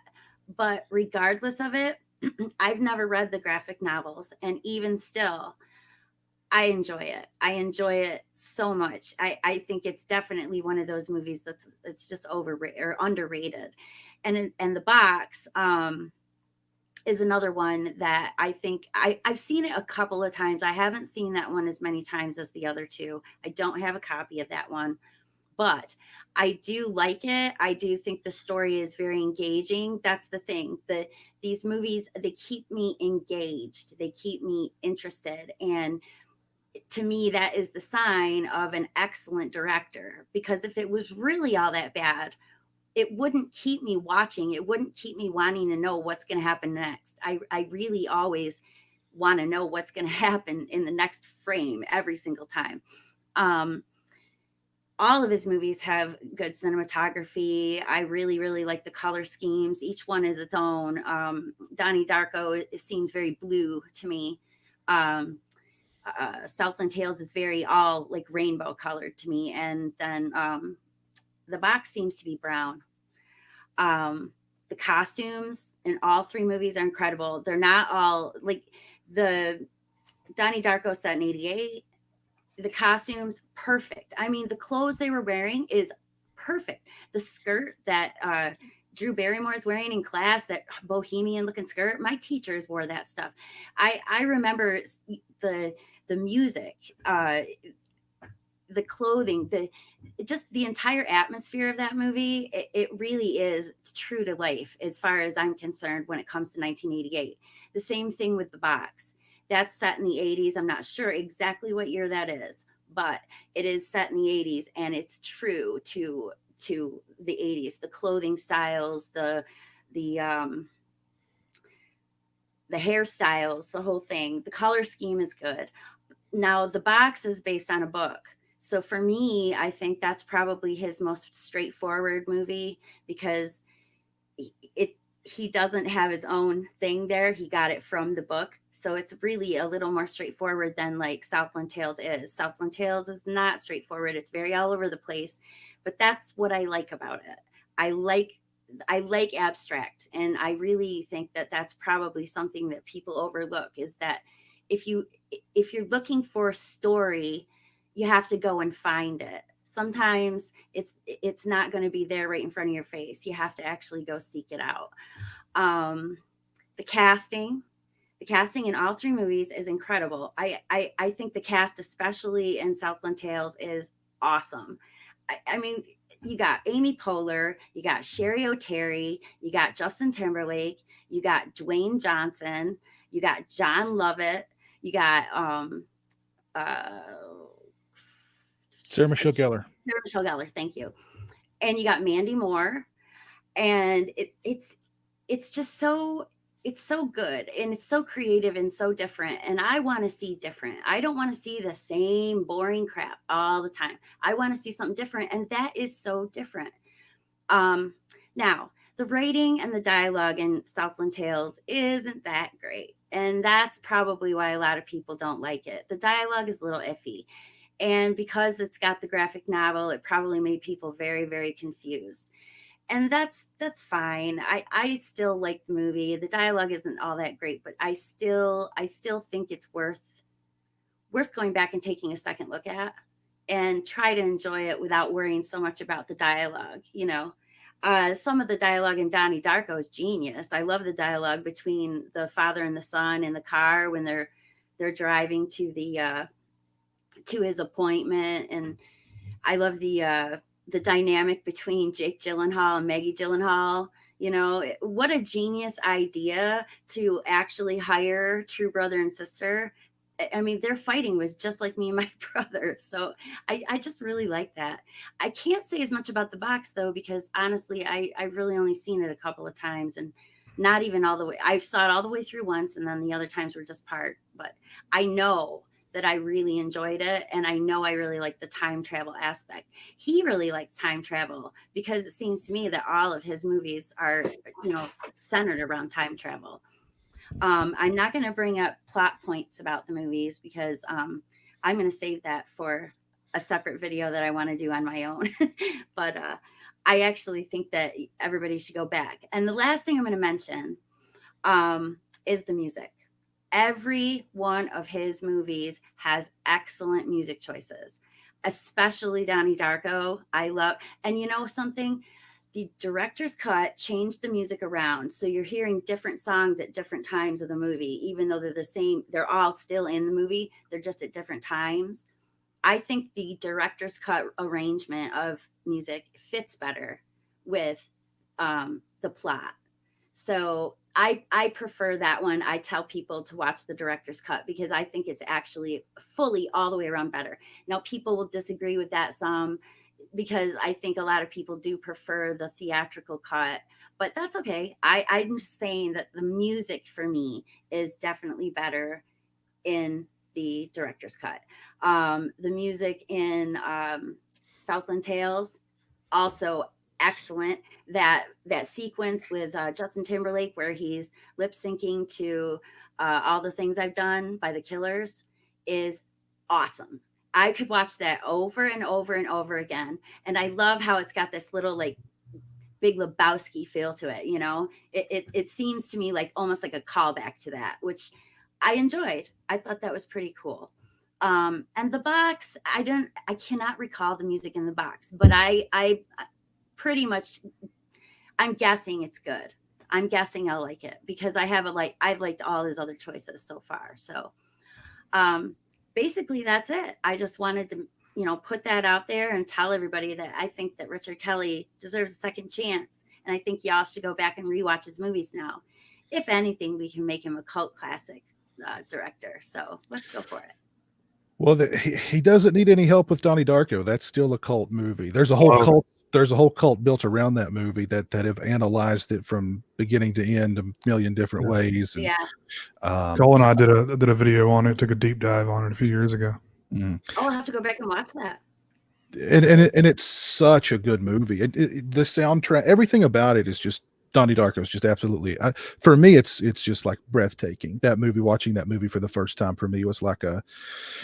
It's like I don't know, a spiritual event or something. Yeah, me too. When I rented it, I was in college, and I've only done this like a few times in my life. When I finished it, I started right back over, watched it again. Mm-hmm. That's how much I loved it. Yeah, the score. I mean, the Echo and the Bunnymen and Tears for Fears and the Gary Jules Mad World song is so freaking good. Yeah. In Excess. Yeah, such a fantastic soundtrack. So much good music. That Mad World song, so great. Yeah. And Frank the Bunny, God loves his children, Donnie. Just all that just fantastic. I love that. My mom loves that movie too. I've caught her watching it I don't know how many times. So I mean, your mom's cool. She's got good taste. She loves Donnie Darko. She loves Bubba Hotep. Yeah. So she's got good taste, man. I can't say enough good things about Donnie Darko. And I think if anything, Richard Kelly. I mean, how do you follow up Donnie Darko? Yeah. So I mean, I think that there were such expectations on his shoulders to follow up Donnie Darko with something, and Southland Tales is certainly a hugely ambitious movie, but God, I remember that movie came out, just the vitriol, like it was just so hated, and like all that goodwill for Richard Franklin, or just went like he was everybody was loving him, and then it was like Southland Tales, boom, and he was gone. I saw Donnie Darko at a very small theater in the Lower East Side in Manhattan on Avenue A that popped up and within a year was gone.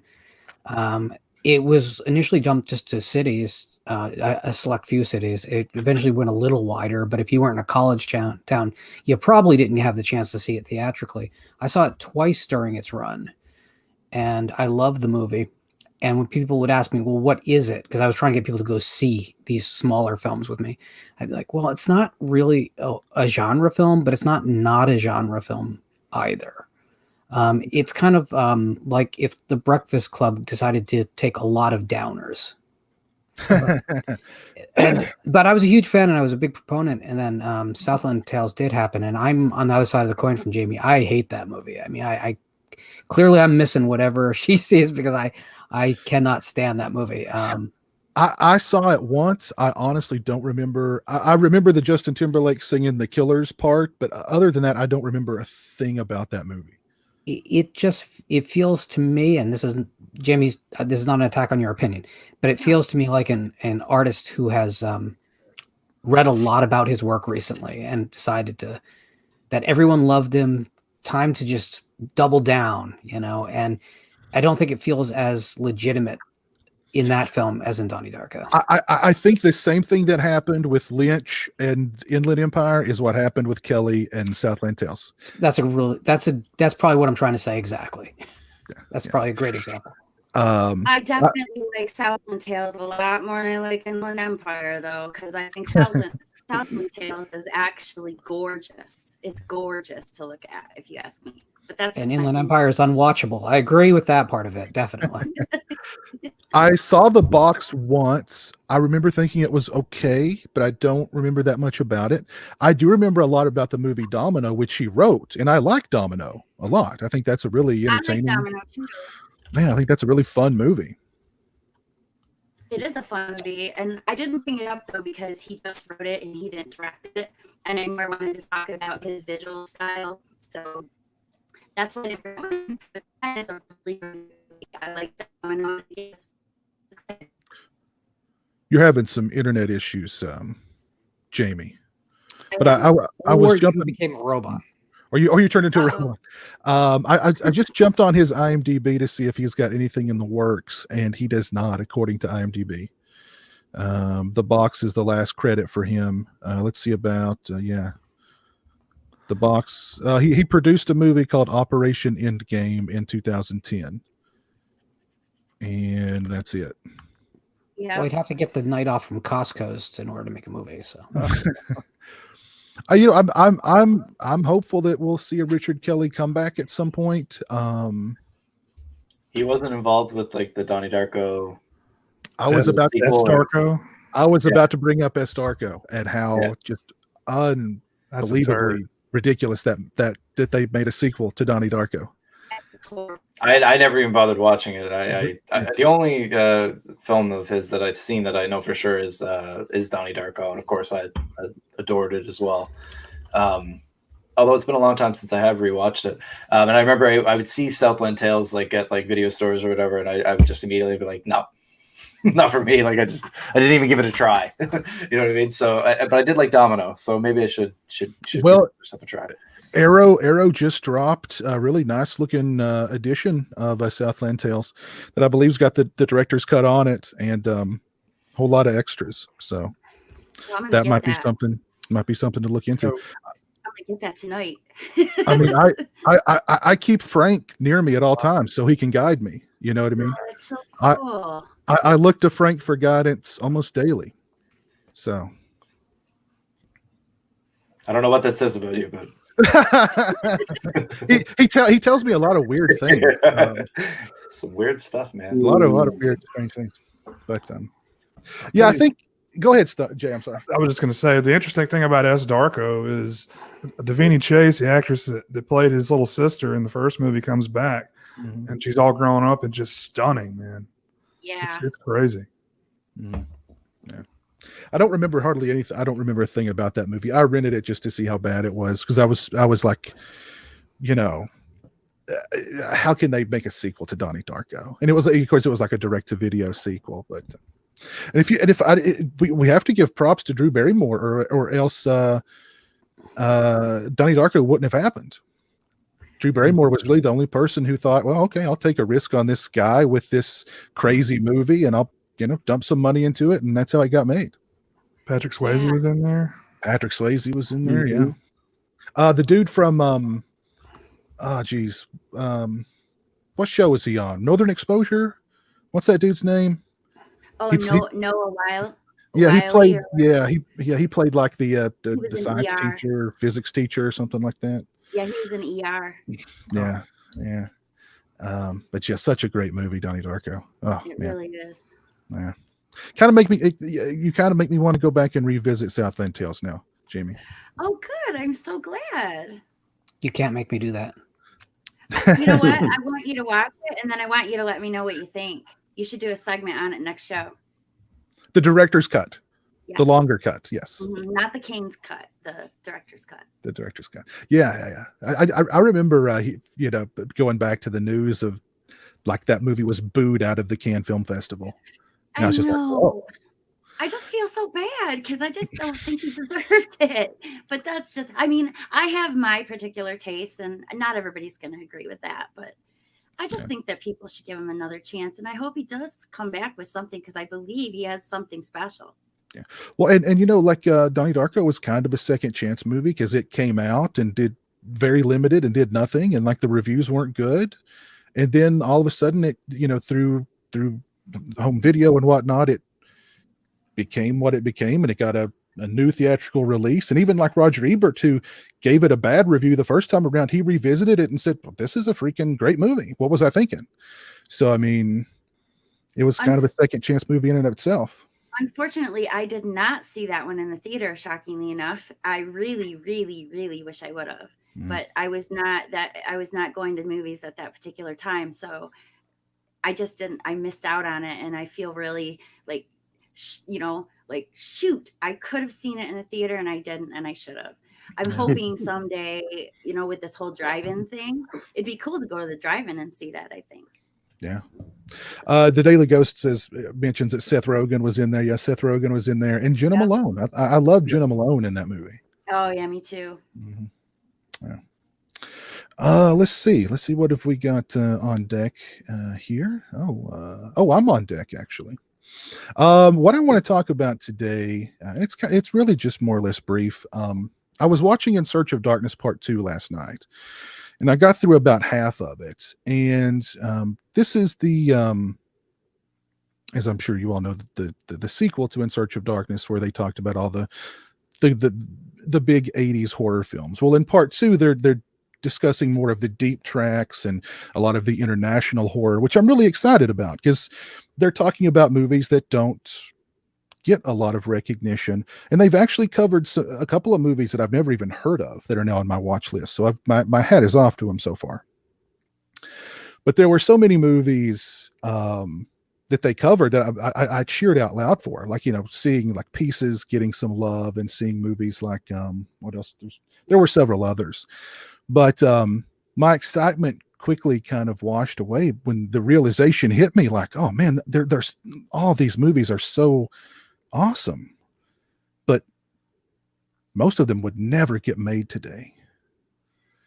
And that was like a very sobering, and that's something I've thought in the past, but just watching this documentary celebrating all these movies and how great they are and how much we love them, realizing like, oh man, Pieces would never get made today. Somebody mentioned Dress to Kill in the chat. Dress to Kill would not get made today. No, and that's an outstanding movie. Yeah, and I don't understand why it wouldn't get made today. So yeah, that was something that really kind of was a very sobering thought, and I shared it on social media to kind of get people's thoughts on it. And I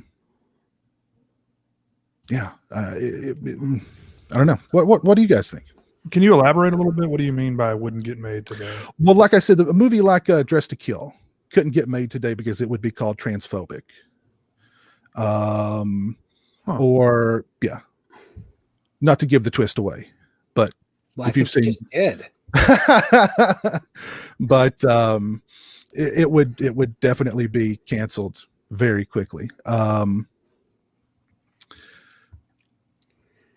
So that's one example for sure. But you see, I feel like the horror genre in particular needs to be kind of rough around the edges with how it deals with its social subjects. It has a inborn ability to abstract things that other genres don't. You're in a kind of dark fantasy world whenever the curtains part for the horror film. So they're allowed to be. They should be allowed to be rude, unpleasant, crude, disastrously wrongheaded. Pieces is an example of a film that all it has going for it really is the fact that it's an offensive piece of work, right?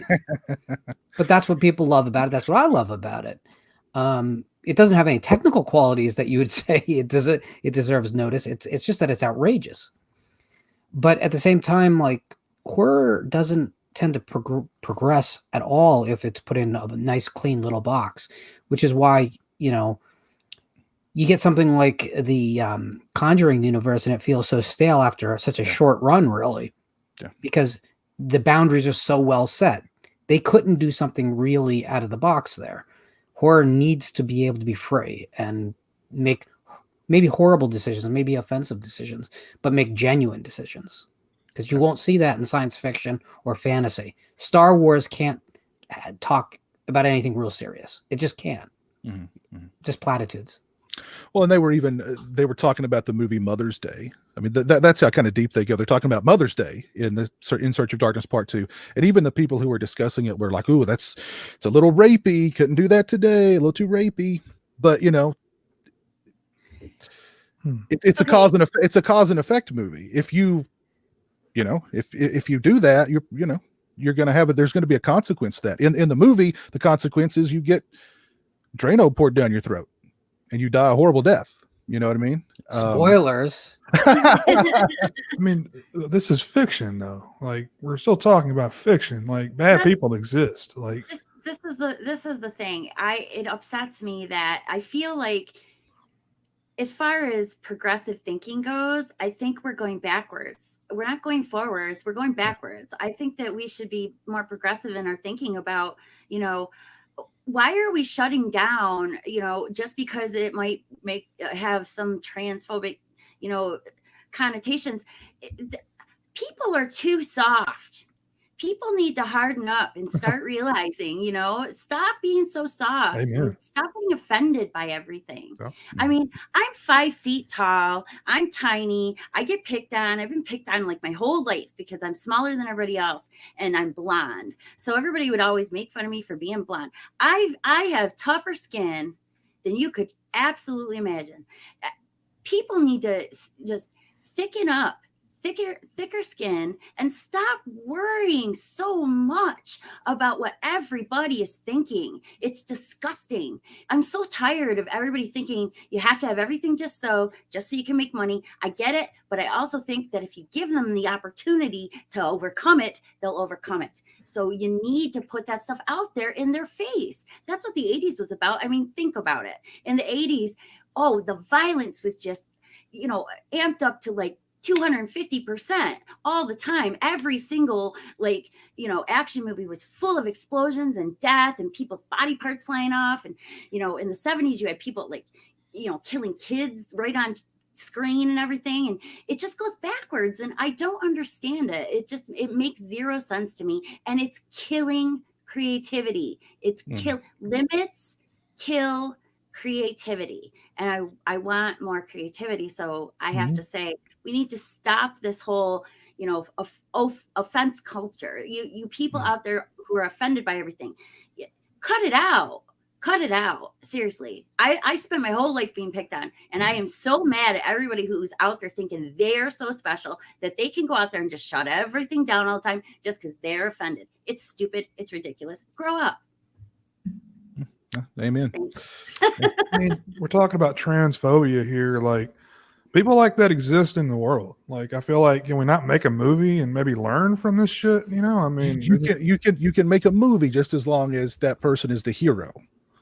If they're the villain, you can't do it. Well, so the horror genre is uniquely descriptive about society. It's not prescriptive. It talks about the ills of society. It doesn't address solutions. The solutions are what we have to do after we watch it. So by nature, if you make a film where only people act in the most politically correct, acceptable, socially advantageous in the moment way, you are not making a horror film. You're not. But the bigger thing I want to say is, you know, no matter how offended you get in life about anyone saying, doing, creating, making, painting something, the worst thing you can do, the moment you lose any conversation, any argument ever, the only moment where anyone ever has the right to tell you you don't have a position worth considering is when you tell the other person to shut up. Because at that point, you're not engaging, you're just telling them to not engage. And that's what cancel culture has become. It's a punitive system to make people not say things that make people uncomfortable, rather than actually discuss why they're uncomfortable with words and sentences and ideas. Censorship is, I'm not going to say never a good idea, but it should be an absolute last resort, and it's damn close to never. Mhm. Yeah, they're mentioning The Nightingale in the chat, how it was kind of bashed by critics because of the rape scene in the beginning. But I mean, that film's directed by a woman. I mean, well, without that scene, there's no movie, right? But that exists. It still happens in our our world. I mean, and it's not real. This isn't. I just don't get it. I don't understand why people can't. Yeah. Can't understand that. This is. Let's try to learn from this stuff. Mm-hmm. Well, I agree. And really, if you find yourself offended by a film, the proper answer is make a film with your point of view, write a novel with your point of view, tell a joke that has your point of view, add to the conversation. Don't try and detract from the conversation by telling someone else they can't have a voice. I'd rather know who my neighbors are. If I have Nazis as neighbors, I want to know that I have Nazis as neighbors because I want them to be screaming it at the top of their lungs. When you tell people to shut up, you don't know, but they're still living next to you. And by the way, I don't believe we have Nazis living next to us. Go watch the Hallmark Channel or whatever Kirk Cameron's working on. I started talking while I was muted, and I was going on and on, and sorry. But yeah, I don't, and it's not just the horror genre. A lot of it is the horror genre, but I mean, look at some of your favorite comedies from the 80s. Look at some of your favorite, even some sci-fi from the 80s. I mean, a lot of that today would be considered horribly offensive, and you know what I mean? Yeah, they couldn't even get away with American Pie today, let alone like The Last American Virgin or Porky's or whatever, which are movies that, when I go back and I think about growing up, and I mean, those were big. Those were big in our what do you want to call it? Rites of passage, growing up. If you got to a certain age and your friends brought out Porky's, and they're like, you got to check this out. And it was sort of taboo to watch it at, 11. So it just seems like those things are missing these days because there's nothing in movies like that anymore. It's just it's all too benign. Mm. Yeah. I told Diane Franklin personally, I think The Last American Virgin is not only the most underrated teen movie of the 80s, but the best one because of just how it dares to go where no teen movie dared to go, into very dramatic territory, even under the guise of a sex comedy.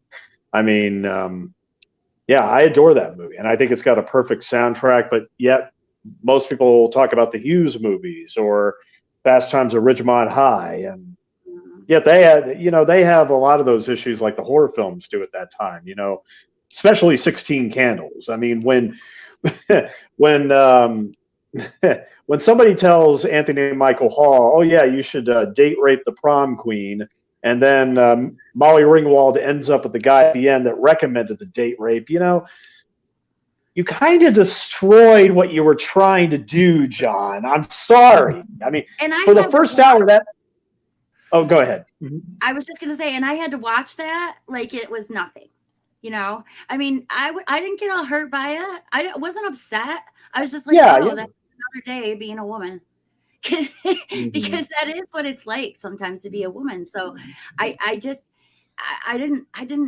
it didn't bother me to see scenes like that, growing up as a kid. It felt normal to me.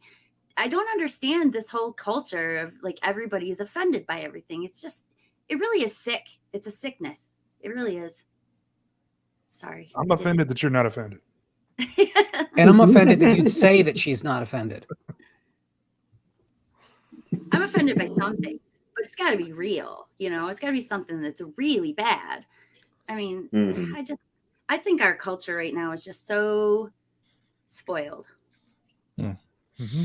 Yeah, I mean, it's just. I'm sorry, Piz. I blame Diamond and Silk. That's all I'm saying. I have posted the link to the call-in portion of the show if anybody wants to jump on and say hello or ask a question or whatnot over on our Patreon. So if you want to jump on, let's make that happen. Hey Piz, what current content do we have on the Patreon that people could be enjoying for how little of a price? Well, we have currently we've got several live commentaries over there already. Let's see, what have we got posted so far over there? We have a patron exclusive Star Wars holiday special commentary with Jay the Stingray, Raiho Magnifico, and Cole. So Cole joined us for that one. We've got a Murders in the Rue Morgue commentary with Christian and Lorne. We've got an exclusive commentary for Centipede Horror with Jay the Stingray and Lorne. We've also got our theme song is available there to download if you'd like to download that. And let's see, as far as our and we will have Jay and I's I Dismember Mama commentary up next week. That is which correct. is already in the can. I'm just putting it together. You know what, Lauren? That movie wouldn't get made today. You don't think? That's a sleazy movie, man. The 38-year-old marrying the 12-year-old wouldn't happen. Modern film. But yeah, we are planning on just inundating the Patreon with a lot of exclusive content over there, new commentaries. Like we mentioned earlier tonight, Raiho's going to be he's thrown himself on the sword and has agreed to review really bad movies that patrons request for him to review. So and maybe home movies you shoot. Exactly. Oh, geez. Oh, goodness. But yeah, for as little as $3 a month, you can become a Regionaire. If you pledge $5 a month, you will be privy to our call-in portion of the show. And if you pledge $10 a month, you can suggest a topic for us to discuss for an upcoming show. So, yeah, all kinds of fun stuff going on over there. And that link is in the chat. Would Lolita get made today? Lord, no. Lord, don't think so. I doubt it. And that's a shame. It's a great movie. That might get a pass only because of literary roots. But it'd probably have to have a slant to it. They'd have to make certain plot points crystal clear. The girl would have to be like 17 at least, right? Yeah. I even like the remake. I do too. I really like the remake. I think in the remake she was supposed to be older than 14, though, right? I mean, I'm not sure. I don't remember. Who directed that remake? Was that like Adrian Lyne or something? Somebody popular. I don't think it was Lyne.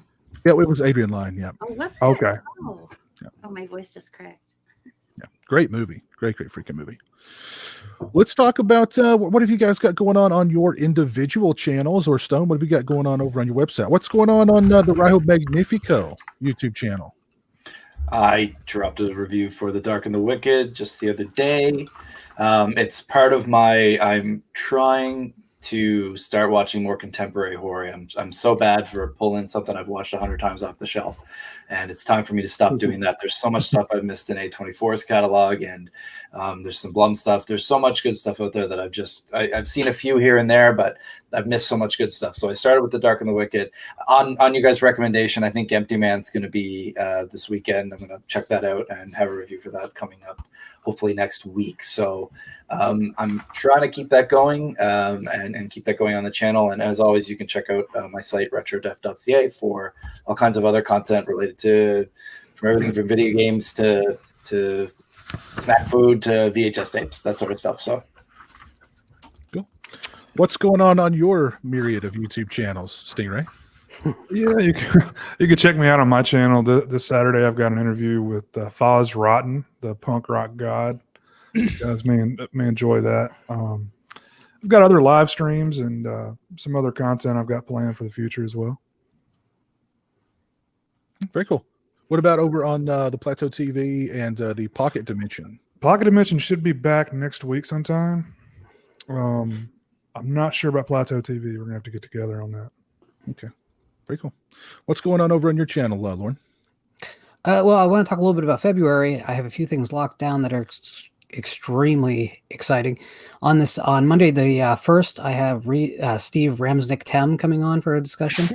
Throughout the 80s, you couldn't pick up a horror anthology without a short story from Tem being in it. His wife was also a great talent who unfortunately we lost a couple of years back. It's going to be one of the very few times he's actually done any kind of a conversation or interview in the last 15 years.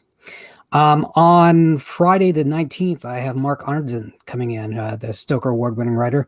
That's also exciting. He actually showed up in the chat of one of my videos and pretty much asked to come on, so that's pretty exciting.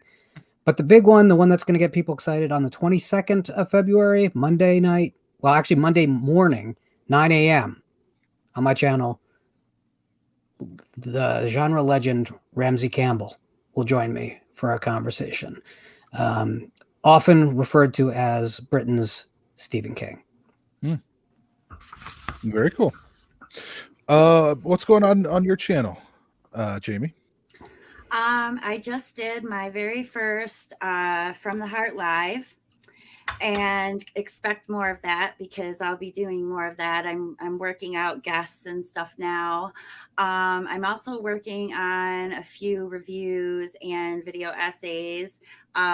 Like I said, I'm going to do one about Southland Tales, and pretty much that's it right now. What's going on with you, Stone? Oh, well, last week I posted my top 11 Blu-rays of 2020. Kino was the company that I think deserves the top prize because there were 3 Blu-rays on that list. And yeah, they've been putting out some superlative Blu-rays, including Diary of a Mad Housewife.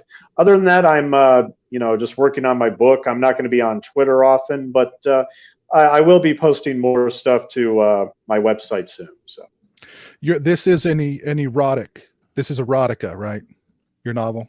Oh yes, yeah. It's an erotica thing I've been wanting to put down on paper for so long now, especially yeah. Very cool. I usually have to put paper down when I read erotica. Newspaper, lots of newspaper. Yeah. Let's see. I've got. I'm going to have my review of In Search of Darkness Part 2 coming out on my channel soon. My top 10 favorite physical media releases of last year coming out very soon. Got a couple of interviews. Oh, sorry. Got a couple of interviews in the works. I'm trying to pull some strings to put together, and couple of big names. One really big name I'm trying to get. Put it that way. And some various other reviews, and Jeremy wants to do a live commentary for My Bloody Valentine next month. Of course, he wants to do a live commentary for Graveyard Shift. He's on a huge Graveyard Shift kick. He's been on a Graveyard Shift kick forever. So he wants to do a Graveyard Shift live commentary. So we'll get around to scheduling those also. So, but yeah, all right, cool, very cool. Looks like nobody's calling in. Everybody's shy tonight, apparently, I guess, but that's fine. That's fine. But yeah, well, thanks a lot for tuning in, everybody. It's been a lot of fun. Let me give some shout outs here. Shout out to the Daily Ghost for the $5 super chat. Thank you, sir. Thank you, Orc, for the $2.99 total super stickers. Very nice. And thank you, Nico, for the $5 super chat. Very kind of you, sir. And let's see who's still with us here. We've got Jess Graham. We've got Daniel Shine. We've got Nico, Orc, the Daily Ghost, Robert Long. We have got...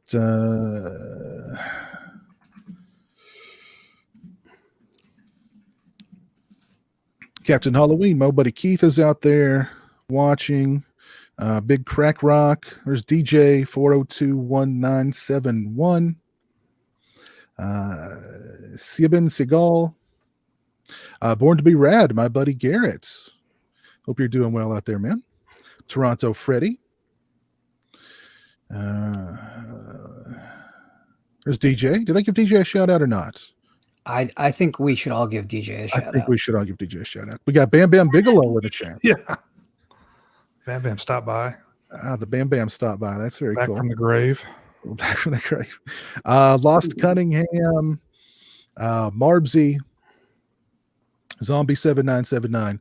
But thanks for tuning in tonight and hanging out with us. And yeah, it's been a lot of fun.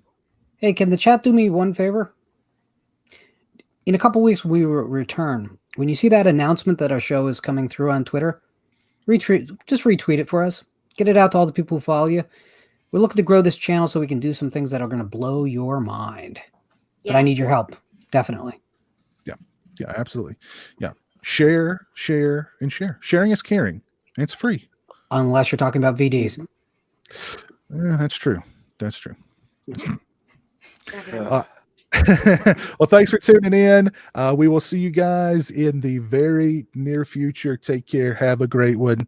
Happy New Year. And we'll see you again very, very soon. Peace. Cobra Kai.